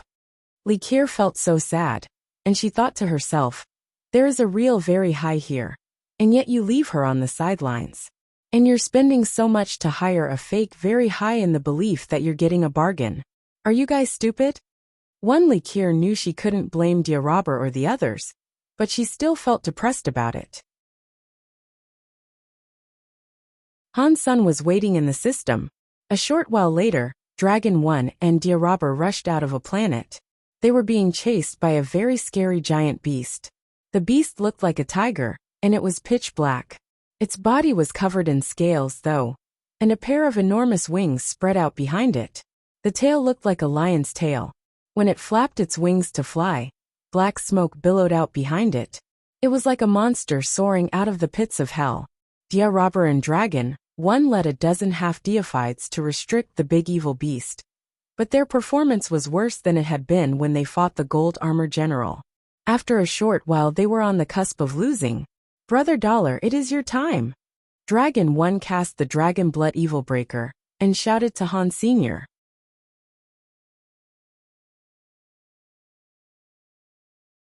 Chapter 2538. Killing Big Evil Beast this time. Dragon Blood Evil Breaker didn't have enough power to contain their enemy. It was still effective, though. Things didn't go awry as they had last time, when they fought the Gold Armor General. Han Sen was holding his dragon tattoo tooth dagger tightly. He teleported behind Big Evil Beast. His time learning teleportation skills hadn't been wasted. He was able to appear next to Big Evil Beast in a moment. The dagger was brimming with Han Sen's power when it cut through the enemy's wings. The powerful of Han Sen's strike ripped through the tissue of the wing, all the way down its length. That was the creature's weakest spot. The rest of the monster's body was covered in scales, and not even with the dragon tattoo tooth dagger could damage those locations. After he pierced through the wing, Han Sen saw a small part of the creature's back, next to where the wings used to be attached, that wasn't protected by scales. Han Sen stabbed the monster with the dagger, sending its power through the beast's flesh. The creature's flesh wasn't as tough as its scales were, but the flesh was still harder than that of an ordinary half-deified xenogeniac. Han Sen's dagger couldn't cut deep enough to reach the creature's heart. Upon feeling the strike, Big Evil Beast roared. Its aura of evil descended upon the system, cloaking everything around Han Sen and the others. When it flapped its wings, black feathers were fired everywhere like a hail of arrows. Han Sen stood before that hailstorm of feather arrows. He knew that he wouldn't be able to dodge them, and neither could he deflect them all. Judging by the radius of the attack, he wouldn't even be able to teleport to a safe distance. Han Sen didn't hesitate. He used his super god spirit body. The arrows passed harmlessly through him, and then Han Sen raced into Big Evil Beast's body. He reached the heart and stabbed it with his dagger. The super god spirit body only lasted a second. After that, he was back to normal. Fortunately, in that time, Han Sen was able to rush into Big Evil Beast's heart and stab the organ repeatedly like a madman. Blood spilled everywhere. Big Evil Beast screamed, flapping around in circles like it was deranged. It was unable to do anything to Han Sen, who was in its heart. Dragon 1, Dia Robber, and the others watched as Big Evil Beast shrieked and spewed blood everywhere. Someone murmured, "Brother Dollar really is one of the very high. He is only king class, but he is already so strong. If he becomes half deified, will he be able to fight a proper deified?" "What are you saying about becoming half deified? He is already fighting a deified," someone shot back. "After seeing Brother Dollar, I know what a real champion looks like. Such amazing power. It would be very hard for any race other than the very high to do this. Not even the extreme king has kings on par with Dollar." "What do you mean by very hard? Feats like this are clearly impossible for anyone else." As everyone was discussing this, they suddenly heard Big Evil Beast roar louder than before. Its scream was interrupted as its mouth filled with blood. Dragon 1 saw the creature cough out some chunks of flesh with the blood. Dia Robber and the Destroyed were so happy. "Brother Dollar is so strong. That Big Evil Beast must be dead." Shortly thereafter, Big Evil Beast's blood ran dry. Its movements slowed, and its life force grew weak. The evil aura that had weighed on them all disappeared, as the creature's substance chains dissipated one at a time. Dragon 1 and Dia Robber moved forward to finish it off. They ran to attack the Big Evil Beast with all their strength, but they didn't have the dragon tattoo tooth dagger, and so they couldn't deal any damage to the Big Evil Beast. Despite launching a frantic series of attacks, they couldn't penetrate Big Evil Beast's scales. They could only further damage its wings. Blurg! Big Evil Beast spilled more blood. Then, someone emerged from the bloody body. It was Han Sen, and he cut his way out, still clutching the dragon tattoo tooth dagger. After Han Sen came out, the Big Evil Beast lost all control of its body. Its carcass floated in the system like a fish gone belly up. Blood cloaked its form, and it twitched weakly from time to time. Xenogeniac core deified hunted, Big Evil Beast. Deified xenogeniac gene found. Han Sen felt depressed. Again, there was no beast soul. "It looks like my luck has run out. 2 deifieds and still no beast souls." Han Sen felt like high-class xenogeniacs had a lower drop rate than low-class xenogeniacs. Han Sen couldn't be certain that was the case, but it was the way he was currently feeling. "Thank you for your assistance, Brother Dollar." Dia Robber was thrilled, and he thanked Han Sen profusely. "You are welcome, Brother Robber. It was a fair trade, and I didn't help you out of charity." Han Sen also returned the dagger to Dragon 1. "Is Brother Dollar still interested in hunting more xenogeniacs?" Dragon 1 asked as he accepted the dagger. "I want to research the geno arts that I've received recently. I don't plan on killing more xenogeniacs right now, so perhaps another time." Han Sen shook his head. Dia Robber and Dragon 1 felt disappointed. But if Han Sen didn't want to go, then there was nothing they could do about that. They left the core area. Han Sen and Li Kier visited the nearby systems. They killed any xenogeniac kings they saw. If they didn't find any, they kept traveling. Han Sen used most of his power to practice Li Qier's God's Wander and the Destroyed's Big Destroyed. He practiced Big Destroyed for the longest time in that hope that Big Destroyed could help speed up his consumption of king-class genes. Li Qier saw Han Sen practicing Big Destroyed and said that Geno art was designed by the Alpha of the Destroyed. It was created based on the unique design of their bodies. Light, dark, and chaos must be balanced within you. The Geno art can't be practiced unless you have all three of those elements. Even among the Destroyed, only pureblood Destroyed can practice it. Not many outsiders can learn it, that is for sure. I am just giving it a try, Han Sen said unperturbed. He focused on using the Dongxian Sutra to practice Big Destroyed. When Han Sen was in the sanctuaries, his body had evolved using all the elements. That included light, dark, and chaos elements. Plus, the Dongxian Sutra itself enabled him to simulate Geno arts. So, Han Sen was reasonably confident that he would be able to practice Big Destroyed. If he hadn't believed this, he wouldn't have risked fighting a deified Xenogeneic to get his hands on the Geno art. When Li Qier saw that Dollar continued to practice Big Destroyed despite her warning, she said nothing more. She just didn't think Han Sen would succeed. Even the very high would have trouble learning Big Destroyed. The very high sense wouldn't be of much help. Even if Han Sen had a similar Geno art, it wouldn't get him very far. But Li Qier didn't know that Han Sen's Dongxian Sutra wasn't a creation of the very high. Many parts of the Geno art had been designed for entirely different purposes, and it was possible for him to do things that the very high could not.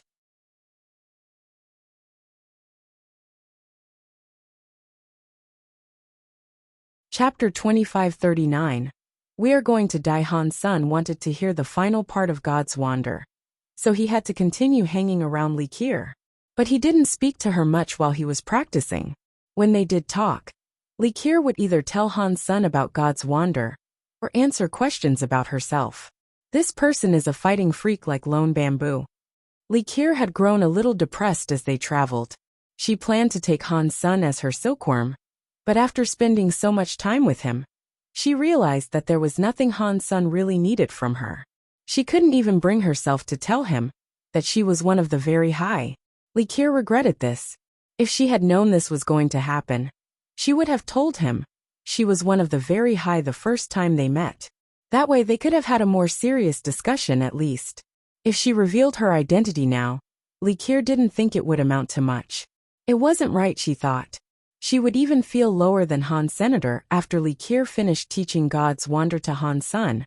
She wouldn't have another opportunity to reveal her identity and convince him to go with her. I still have some matters to take care of. We will meet again if fate bids our paths to cross once more. Han Sen quickly said goodbye to Li Qier and departed the core area.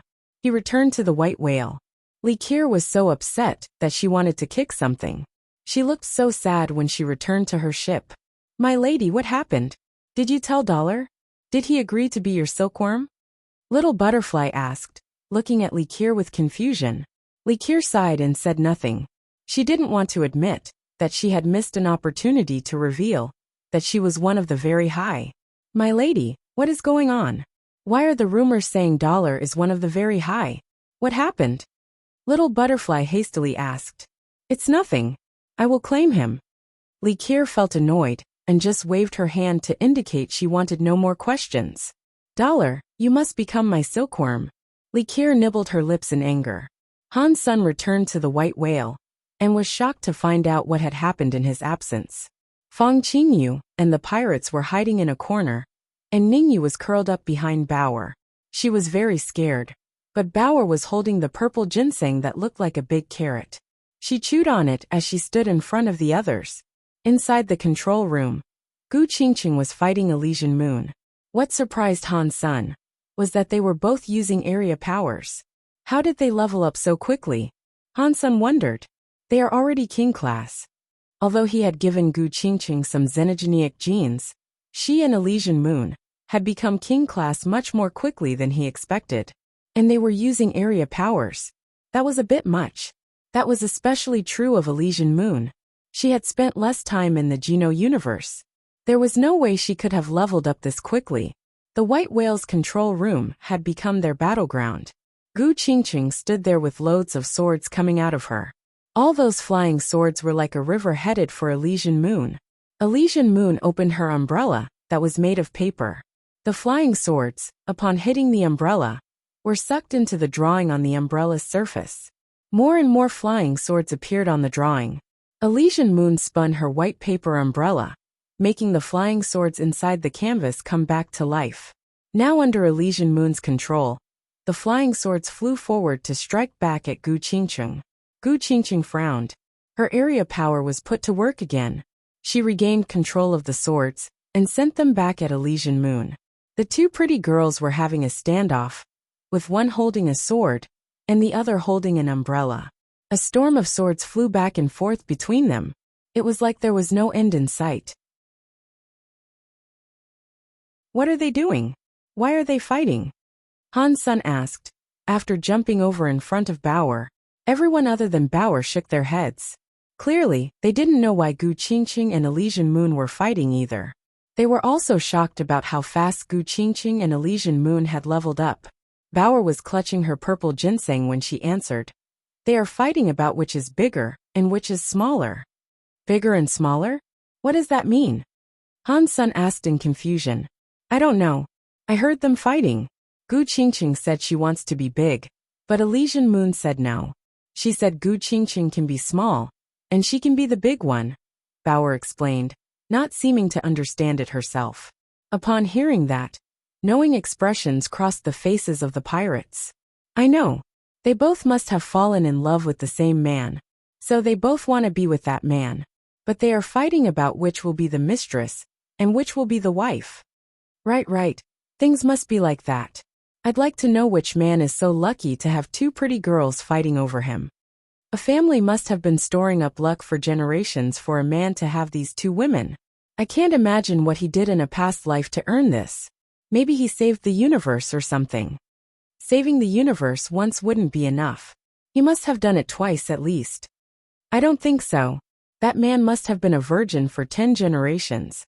And that was how he was gifted two women like this. If I was able to marry them both, I would be satisfied to live with them as my wives for one day before dying. You want to just die on top of their bellies? The pirates were now caught in a firestorm of discussion. They all wanted to be the man that Gu Qingqing and Elysian Moon liked. Gu Qingqing and Elysian Moon looked very similar. They were both beautiful to an almost disaster-inducing degree. The pirates loved them. If Gu Qingqing and Elysian Moon weren't Han Sen's friends, the pirates and the Extreme King Knights would have been hitting on them night and day. They'd probably fight for them too. When Gu Qingqing and Elysian Moon heard what the pirates were saying, they became even angrier. Gu Qingqing turned to stare at the men. The swords of the pirates suddenly flew out of their scabbards. Under Gu Qingqing's control, they flew toward their masters. Gu Qingqing. Elysian Moon. Stop. Han Sun reached out his hand to absorb all the swords. All of the swords writhed like snakes, trying to escape Han Sen's grasp, but they were unable to. Upon hearing Han Sun, Gu Qingqing and Elysian Moon stopped. They coldly stared at the pirates, who then felt a chill. They quietly stepped back. You both come with me. Han Sun took Elysian Moon and Gu Qingqing to his office. Tell me what's going on. Why are you two fighting? Han Sun sat on the office chair and looked at Gu Qingqing and Elysian Moon. We're going to die. Gu Qingqing and Elysian Moon looked at each other and said the same thing to Han Senator. He stared at them in stunned silence.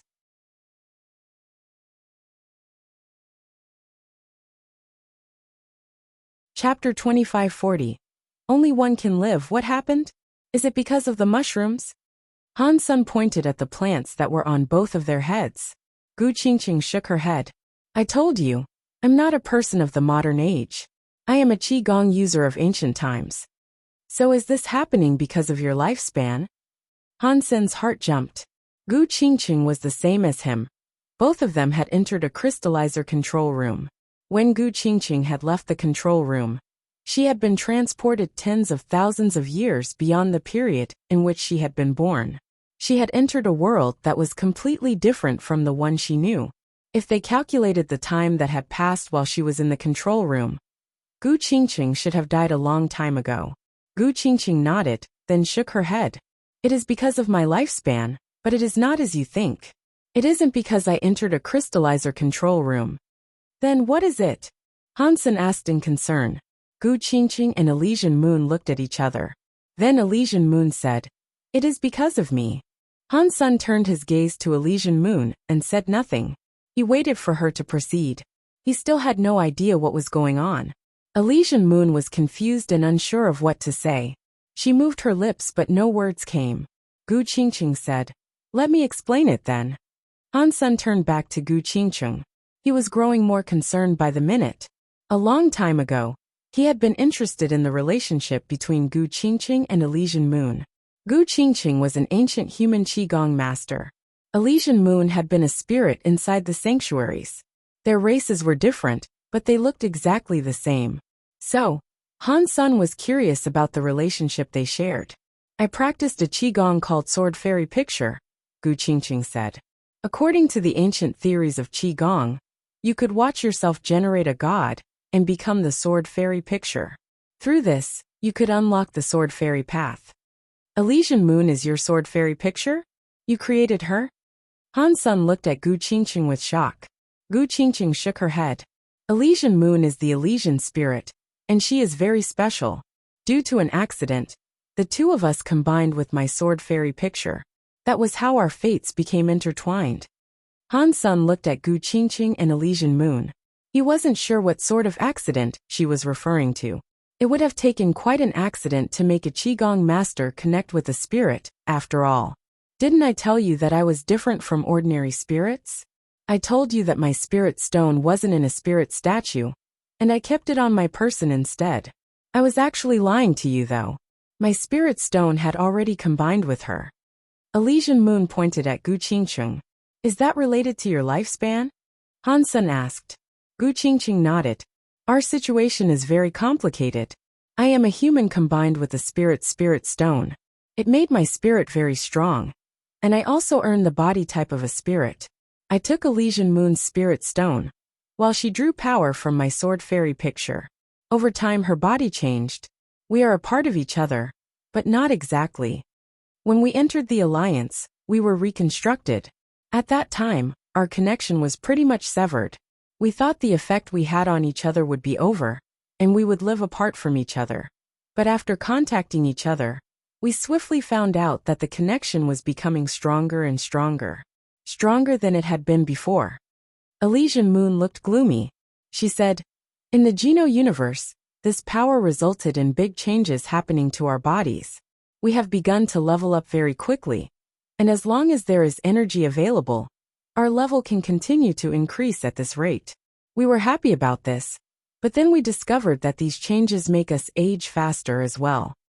Hansen's face changed. "You guys are saying you are getting old very fast. Something like that. I'm not sure exactly how it works.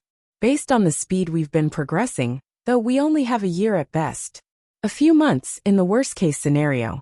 We will grow old, and we will die." Gu Qingqing nodded. "Have you found a way to stop this?" Thinking about what Bauer said, Hansen had a few guesses.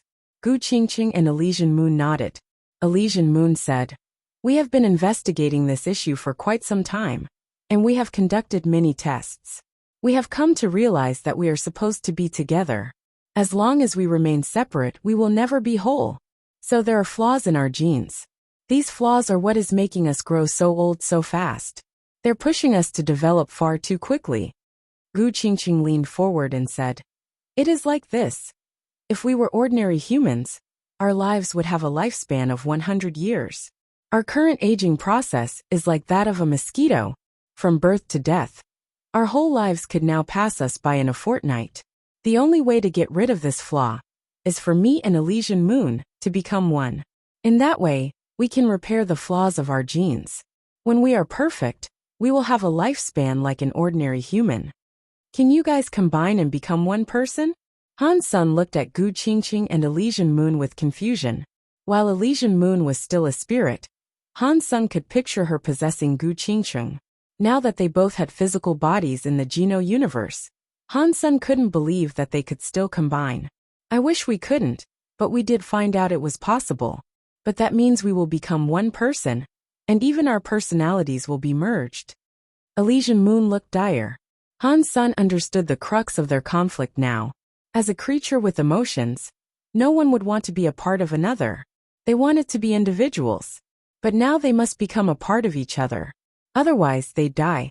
It was a very painful dilemma. As Han's son thought about their conflict, he realized that they were fighting over which of the two would control the body. But the reality was crueler than Han's son thought.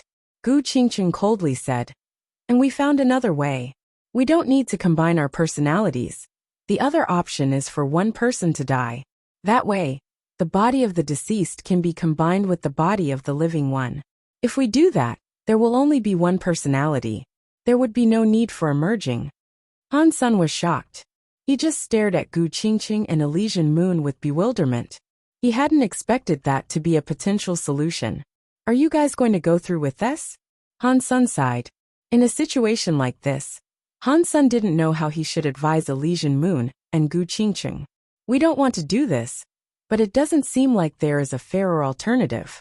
If the two of us are going to die, then I would rather the other be alive," Elysian Moon coldly said.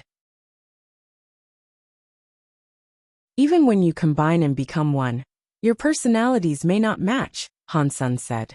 "No, they do. We have tried it before." Elysian Moon shook her head with certainty. "How?" Han's son asked the two with curiosity. Elysian Moon and Gu Qingqing didn't say anything. They looked at each other, and then Han's son's mouth opened wide. Elysian Moon and Gu Qingqing walked nearer each other. Then, when their two pretty faces drew closer, they locked lips in a kiss. You're tuning in to the Li Mei's Wuxia Whispers YouTube channel.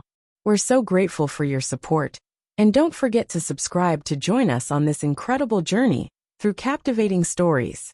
Your generosity through donations truly makes a world of difference, as it's the primary source of revenue that allows me to expand and enhance this channel for you. Thank you from the bottom of my heart for being a part of this adventure.